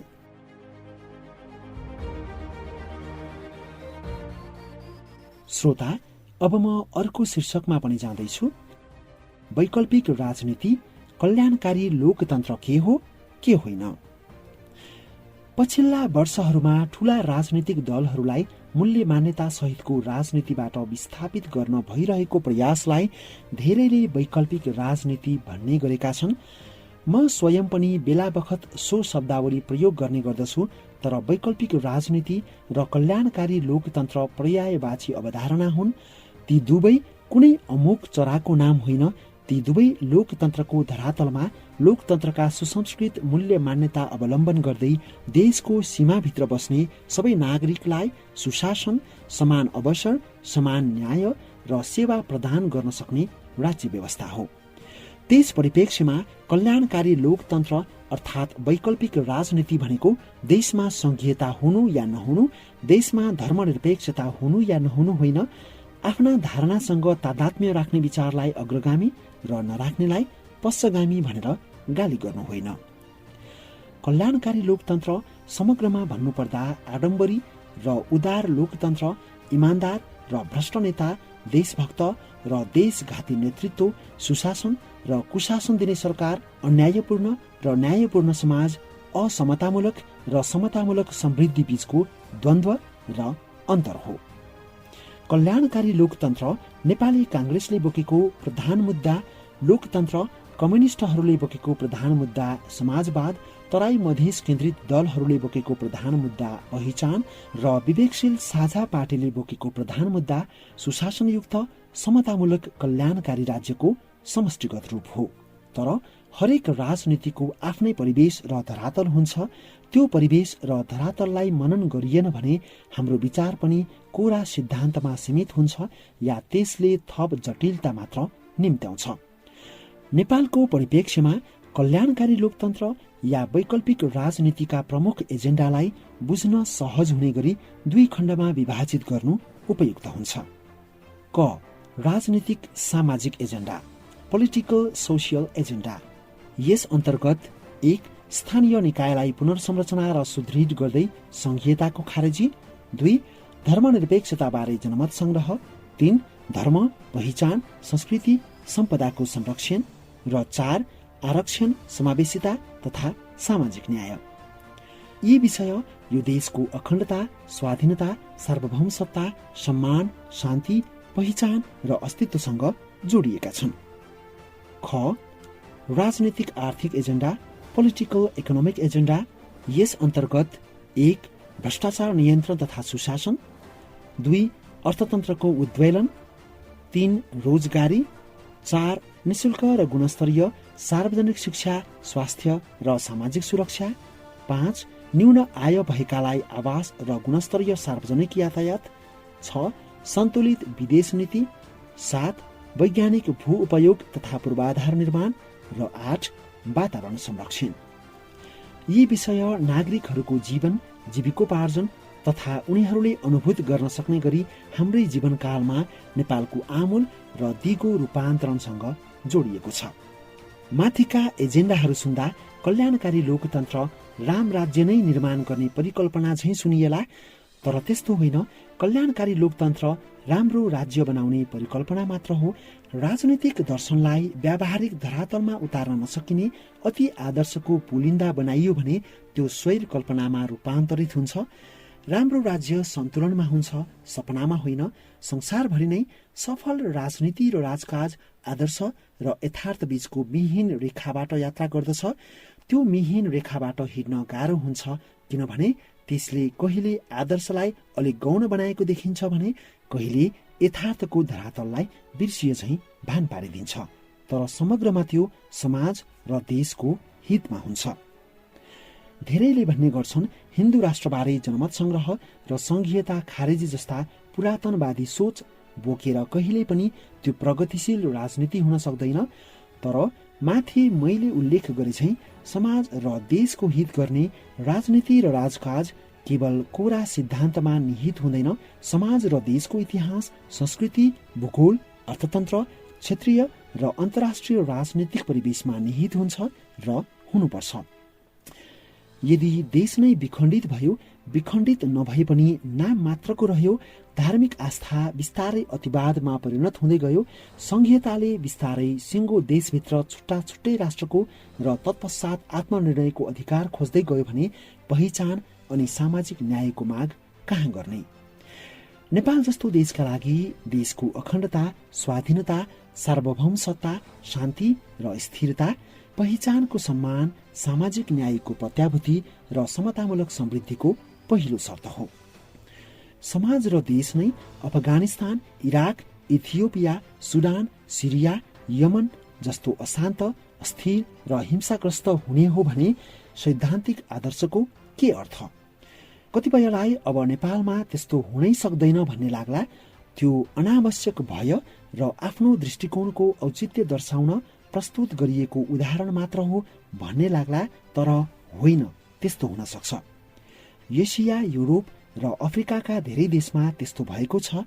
त्यसैले दूरदृष्टि भएका देशहरूले राष्ट्रिय प्राथमिकता निर्धारण गर्दा विकासका मुद्दा भन्दा पनि माथि आन्तरिक र बाह्य खतराको आंकलन गरेर राष्ट्रिय सुरक्षालाई महत्त्व दिएका हुन्छन्। नेपालको परिप्रेक्ष्यमा राजनीतिक, आर्थिक, सामाजिक, सांस्कृतिक, वर्गीय, जातीय, लिङ्गीय, क्षेत्रीय समस्या केवल समस्या मात्र होइनन्, ती गम्भीर समस्या हुन्। व्यवस्थाको स्वरूप जस्तोसुकै भए पनि तिनलाई कार्यगत र भावनात्मक दुवै रूपमा हल गर्न संरचनागत र व्यवहारगत दुवैमा क्रमिक सुधारको जरुरत हुन्छ, जसबारे मैले महिला, मधेसी, जनजाति लगायत अल्पसंख्यक सीमान्तकृतहरूको हकहितको सुनिश्चितता खण्डमा चर्चा गरिसकेको छु। संविधान र कानूनमा गरिएका संशोधनहरू तथा समावेशिताको अभ्यासले विभेदलाई न्यूनीकरण गर्ने दिशामा ठूलो फड्को मारेको छ, तर त्यो फड्कोलाई संघीयता र धर्मनिरपेक्षताको असामयिक अलाभले ओझेलमा पारिदिएको छ। संघीयता र धर्मनिरपेक्षताको प्रवेशले नेपालीहरूलाई अझ एकीकृत बनाउनुको साटो राजनीतिक, आर्थिक, सामाजिक, सांस्कृतिक, वर्गीय, जातीय, लिङ्गीय, क्षेत्रीय सबै हिसाबले पहिले भन्दा बढी खण्डित र भावनात्मक रूपमा ध्रुवीकृत बनाइदिएको छ। प्रजातन्त्र प्राप्त भइसकेपछि पनि नेपाली भएर नेपाली नै मारेर आउनेहरूले विदेशमा बसेर नेपालमा हिंसा मच्चाउनेहरूले पदीय लालसाका कारण आफ्ना आदर्श नेताहरूको आदर्शलाई नै तिलाञ्जली दिनेहरूले विदेशीको इशारामा नाच्नेहरूले निहित स्वार्थपूर्तिका लागि ल्याएको धर्मनिरपेक्षता र संघीयताको पुच्छर समाउनेहरूको पनि पुच्छर समाउनु कल्याणकारी लोकतन्त्र अथवा वैकल्पिक राजनीति होइन।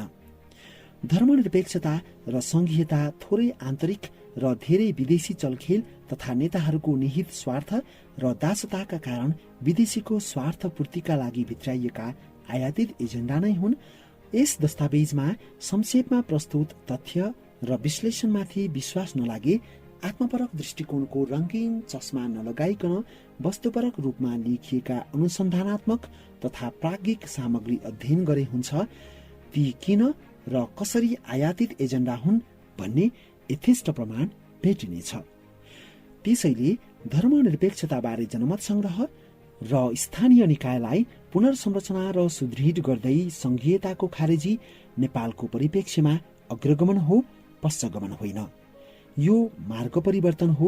गोर्खा जानुपर्ने मान्छे गोरखपुरतिर हिँडेर कहिल्यै गोर्खा पुगिँदैन। लोकतान्त्रिक अधिकारको कुरा हो।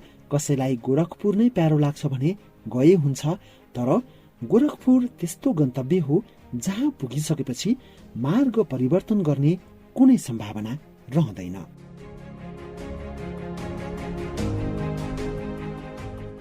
श्रोता, अब म यो दस्तावेजको झन्डै अन्तिममा आइपुगेको छु र यसको परिशिष्ट यहाँहरूमाझ प्रस्तुत गर्न गइरहेको छु। परिशिष्ट, भावना र भूमिका। लन्डन र काठमाडौँमा बसेर 20 वर्षभन्दा बढी बीबीसी विश्व सेवामा पत्रकारिता गर्दा अन्तर्राष्ट्रिय राजनीतिलाई सरसर्ती र नेपाली राजनीतिलाई निकै गहिरोसँग बुझ्ने मौका पाएँ। राजनीतिक बुझाइलाई सैद्धान्तिक रूपमा अलि तिखार्ने इच्छा थियो। त्यसैले लन्डन विश्वविद्यालयबाट अन्तर्राष्ट्रिय राजनीतिमा स्नातकोत्तर गरे। राजनीतिक पत्रकारिता, राजनीतिक कर्मीहरूसँगको संसर्ग र राजनीतिक अध्ययनबाट मैले जे जति जाने बुझे त्यसमा कमी कमजोरी अवश्य छन्।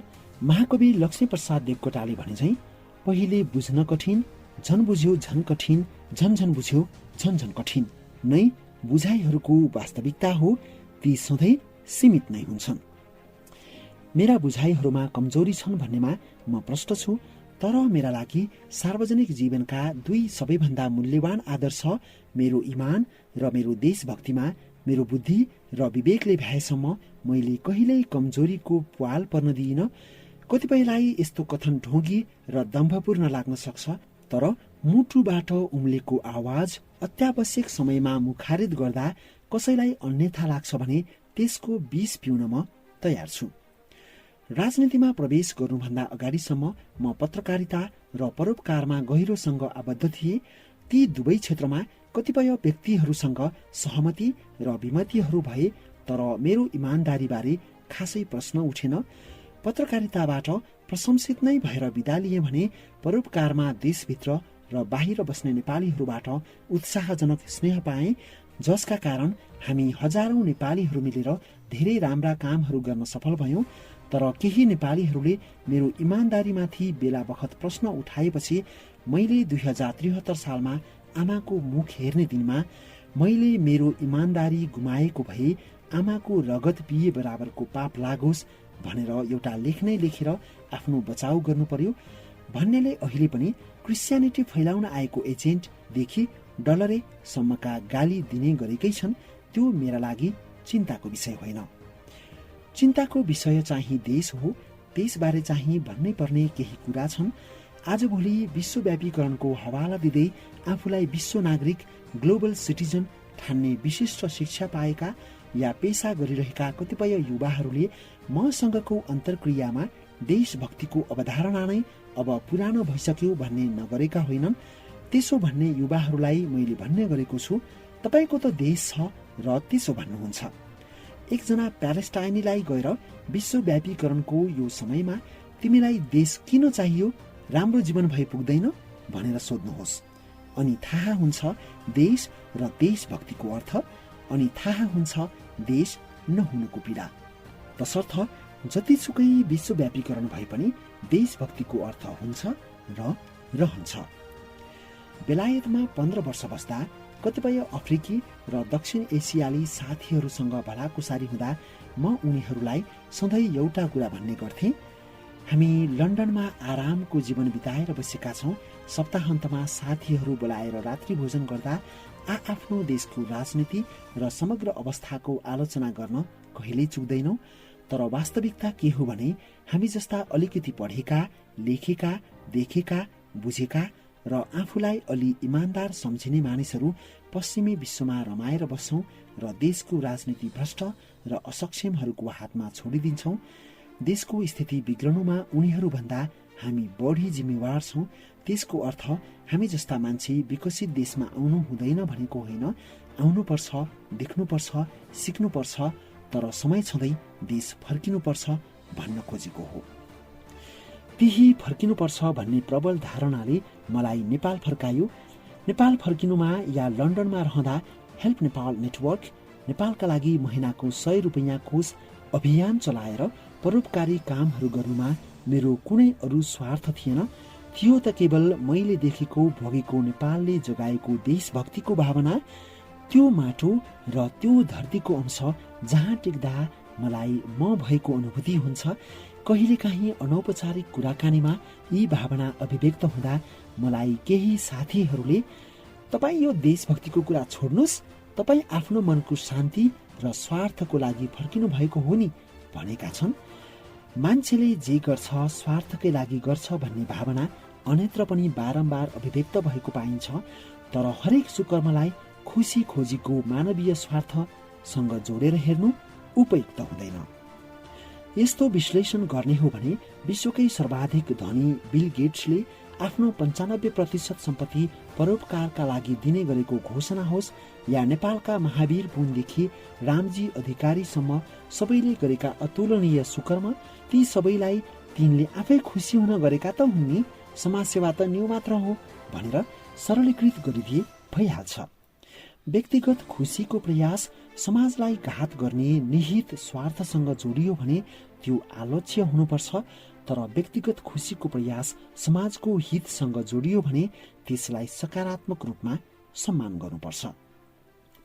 2065 सालमा नेपाल फर्किएपछि म मेरो पेशा लेखन र परोपकारी गतिविधिमै संलग्न थिएँ, खुसी थिएँ।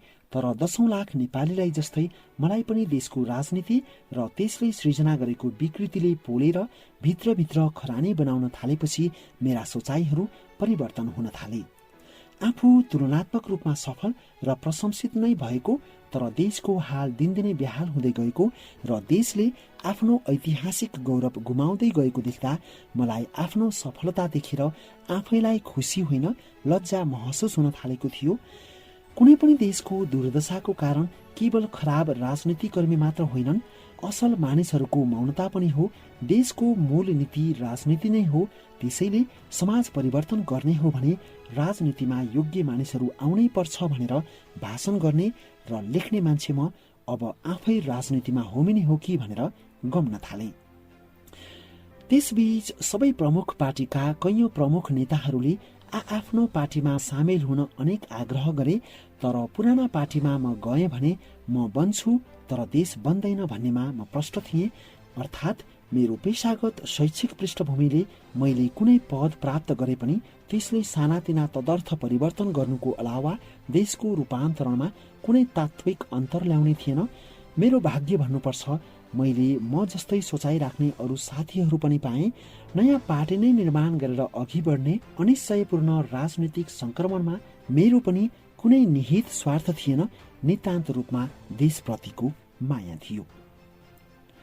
मूलतः मेरो र म भन्दा माथिको पुस्ता हो जसले यो देश यस्तो बनायो कि विकसित देशहरूको भिसा नियम अलिकति खुकुलो पारिदिने हो भने अपवाद बाहेक सिंगै पुस्ता नै यो देश छोडेर जाने थियो र सकिन्छ भने आफ्ना बुवा आमा पनि लैजाने थियो। कस्तो देश बनायौं हामीले जहाँ देशभक्ति सामाजिक सञ्जालदेखि सडक सडकमा उर्लिन्छ, तर मौका मिल्यो भने अपवाद बाहेक कोही देशमा बस्न चाहँदैन। म देशकै लागि भनेर परोपकारी गतिविधिमा संलग्न भएँ।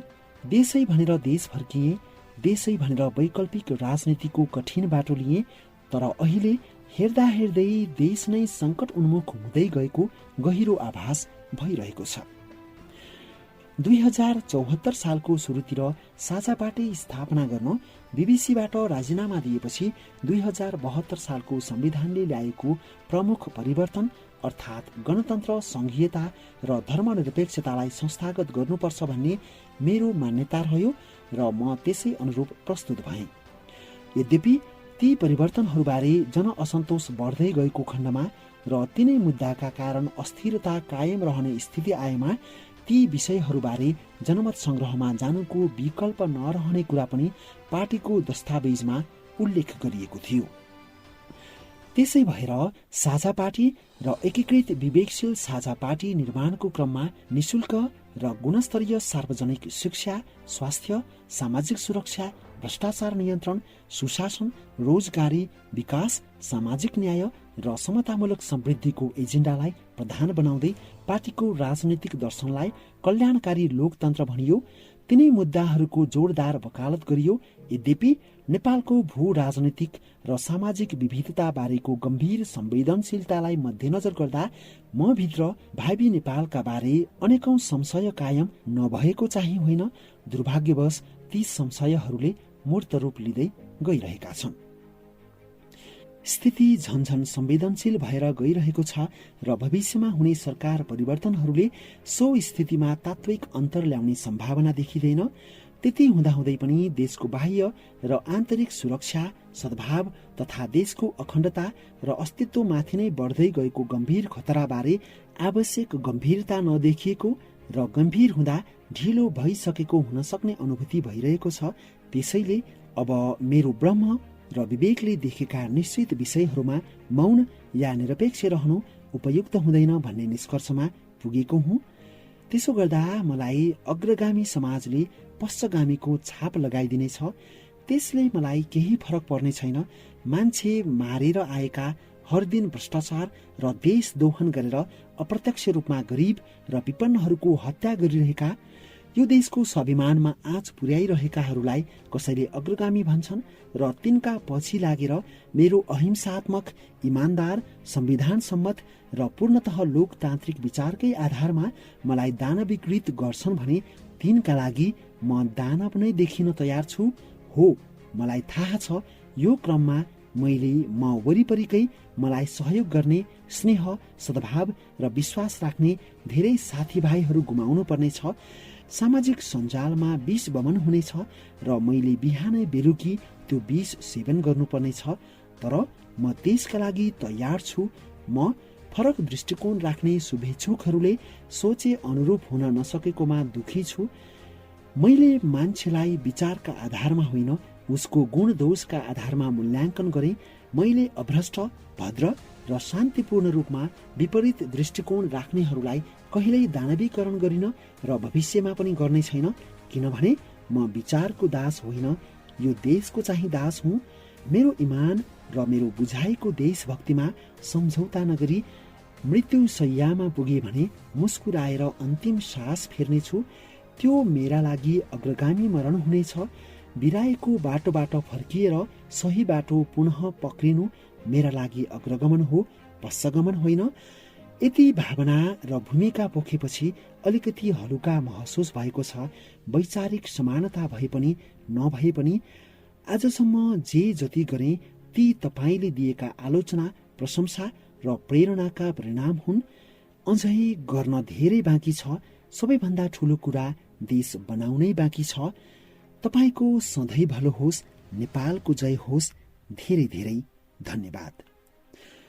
प्रतिक्रिया लेख्न र मलाई सम्पर्क गर्न कृपया https://ravindramisra.com/contact मा जानुहोला।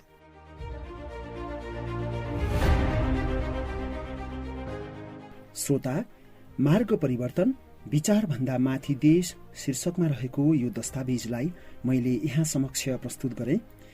मैले यो अवधारणा पत्रलाई श्रव्य रूप दिँदै गर्दा यहाँलाई यस दस्तावेज बारेको मेरो धारणा के हो भन्ने पनि लागेको हुन सक्छ। यो दस्तावेज सार्वजनिक भएपछि यसले नेपाली राजनीति, राजनीतिज्ञहरू तथा यसको अध्ययन गर्ने बौद्धिक वर्गबीच एक प्रकारको तरङ्ग ल्याइदिएको छ। वास्तविकता सबैलाई थाहा छ, तर बोल्ने आँट गर्नु पनि ठूलो कुरा हुने गरी यो देशलाई ध्वस्त बनाइएको छ। मेरो विचारमा रविन्द्र मिश्रजीले यस दस्तावेजमा कुनै नयाँ कुरा राख्नु भएको छैन, बोल्ने आँट गर्नुभएको मात्र हो। संघीयता नेपालीहरूको एजेन्डा नै थिएन। नेपालको स्वाधीनतामाथि प्रहार गर्दै आफ्नो विस्तारवादलाई सहज बनाउन भारतले नेपालमा जबरजस्ती संघीयता लादेको हो र उसैका कठपुतली बनेका तत्कालीन प्रमुख दलका नेताहरूले त्यसलाई स्थापित गरिदिएका हुन्। यो कुरा नेताहरूले आफ्नो गल्ती लुकाउन भए पनि भन्दैनन् भने कक्षा 12 उत्तीर्ण गरेको र नेपालको राजनीतिमा हल्का चासो राख्ने सबै नेपालीलाई थाहा भएकै कुरा हो। संघीयताले विकास हुन्छ, त्यसैले संघीयता चाहिन्छ भन्नेहरू पनि देखियो। विश्वका 85% देशमा संघीयता छैन, तर विकास गरेकै छन्। नेपालको हकमा विकास नहुनाको मुख्य कारण भ्रष्ट, अनैतिक अनि विदेशीका उत्पादित वस्तुहरूको नेपालमा बजार प्रवर्धन गर्ने उद्देश्यले कमिसन लिएर जानी जानी देशका उद्योग धन्दाहरू बन्द गराउन लागि पर्ने विदेशीका दलाल मान्छेहरू नेता हुनु नै हो। संघीयता हुनु नहुनेले केही फरक पार्दैन। हिजो संघीयतालाई संविधानमा लेखिँदै गर्दा नेपाललाई संघीयता चाहिएको छैन भनेर माथिका कुरा उल्लेख गर्दै सामाजिक सञ्जालका भित्ताहरू रंगाउने र साथीहरूको बीचमा छलफल गर्ने एउटा मान्छे म पनि हुँ। संघीयता खारेज गर्नुपर्छ, तर सँगसँगै स्थानीय निकायलाई पुनर्संरचना र सुदृढ गर्नुपर्छ भन्ने मिश्रजीको यो धारणामा मेरो पूर्ण सहमति छ। धर्मनिरपेक्षको कुरा पनि नेपालीहरूको एजेन्डा थिएन, पश्चिमाहरूको दबावमा नेताहरू मार्फत नै एकाएक प्रवेश पाएको विषय हो। दुखी गरिब नेपाली जनतालाई पैसा या अन्य प्रलोभनमा पारेर जसरी धर्म परिवर्तन गराउने गलत कार्य देशभर व्याप्त छ र अर्कोतर्फ धार्मिक सहिष्णुता घट्दै गएको स्थिति छ, त्यसको न्यूनीकरण गर्ने हो भने देश धर्मसापेक्ष या धर्मनिरपेक्ष जे भए पनि खासै फरक पर्दैन भन्ने मलाई लाग्छ। तर धर्मनिरपेक्ष या सापेक्ष भन्ने विषयमा जनमत संग्रहमा जानु गलत कुरा भने होइन, किनकि म लोकतन्त्रमा विश्वास गर्छु। यस दस्तावेजमा मुख्य गरी यिनै दुई कुरालाई उल्लेख गरिएको छ, तर अहिले सामाजिक सञ्जालहरूमा गरिएका टिप्पणीहरू हेर्दा मिश्रजीलाई राजतन्त्रको पक्षधर, राजावादी अनि राजतन्त्र स्थापित गर्न लागि परेको भन्ने आरोप लगाएको पनि देखेको छु। मैले यो दस्तावेज पढ्दै गर्दा मिश्रजीले राजाहरू देशभक्त थिए र राम्रा कामहरू पनि गरेका थिए भन्ने कुरा उल्लेख गरेको भए तापनि राजतन्त्र स्थापना गर्नुपर्छ भन्नुभएको भनेर बुझेको छैन, किनकि म राम्रोसँग बुझ्ने र विश्लेषण गर्न सक्ने क्षमताको मान्छे पनि होइन। मेरो बुझाइमा पनि अहिलेका अधिकांश नेताहरूभन्दा राजाहरू धेरै गुणा देशभक्त थिए। उनीहरूले विकास पनि गरेका थिए, तर उनीहरूमा क्षमताको अभाव थियो। क्षमताको अभाव अहिलेका प्रमुख दलहरूमा पनि छ भन्ने कुरा बहुदलीय व्यवस्था स्थापनाको 32 वर्ष र गणतन्त्र स्थापनाको 15 वर्षले पुष्टि गरिसकेको छ। मिश्रजीले राजतन्त्र स्थापना गर्नुपर्छ भन्नुभएको हो कि होइन, त्यो यहाँले यो अवधारणा पत्र हेरेर आफै निष्कर्ष निकाल्नुहोला। मेरो हकमा भन्नुहुन्छ भने राजतन्त्र निरङ्कुश या तानाशाही तन्त्रकै रूप हो। जनताले चाहे पनि नचाहे पनि राजाको सन्तान नै राजा हुनुपर्ने व्यवस्थाको म पक्षपाती होइन, किनकि म पूर्ण लोकतन्त्रमा विश्वास गर्छु। श्रोता, एक स्वतन्त्र नागरिक हुनुको हैसियतले यो अवधारणा पत्रको बारेमा आफ्नो धारणा पनि मैले यहाँलाई सुनाएँ। हाम्रा राजनैतिक दलका नेताहरूले के कस्तो विचार राखिरहेका छन्, उनीहरूको बोली र व्यवहार बीच तादात्म्य मिलिराखेको छ कि छैन, उनीहरू कुन मार्गमा हिँडिरहेका छन् आदि कुराहरूको बारेमा जानकारी लिन सकियो भने मात्र हामीले चाहे जस्तो नेतृत्व छनौट गर्न सक्छौँ। कसैले पैसा बाँड्छ, मासु भात खुवाउँछ या अन्य कुनै प्रलोभन देखाउने जस्ता अनैतिक कार्यहरू गरेर भोट माग्छ र हामीले उसैलाई मत दिन्छौँ भने हामीले देश र भावी पुस्ताको लागि घात गरिरहेका हुन्छौँ। कसैले फलानु पार्टी ठिक छ या फलानु व्यक्ति ठिक छ भनेकै आधारमा मत दिन्छौँ भने पनि सही मान्छे नै पर्छ भन्ने केही छैन। हरेक मान्छेका विचार अलग हुन सक्छन्। आफैले अध्ययन गरेर या बुझेर मान्छे छान्यौं भने मात्र उसले जिते पनि हारे पनि मनलाई सन्तुष्टि मिल्छ, होइन र? कुरा धेरै लामो भयो। यो अवधारणा पत्र प्रस्तुत गर्दा मबाट कुनै गल्ती भएको भए क्षमा प्रार्थी छु। फेरि कुनै न कुनै माध्यमबाट हाम्रो भेट हुने नै छ। त्यतिन्जेलसम्मको लागि म गजाधर केसीलाई बिदा दिनुहोस्। नमस्कार।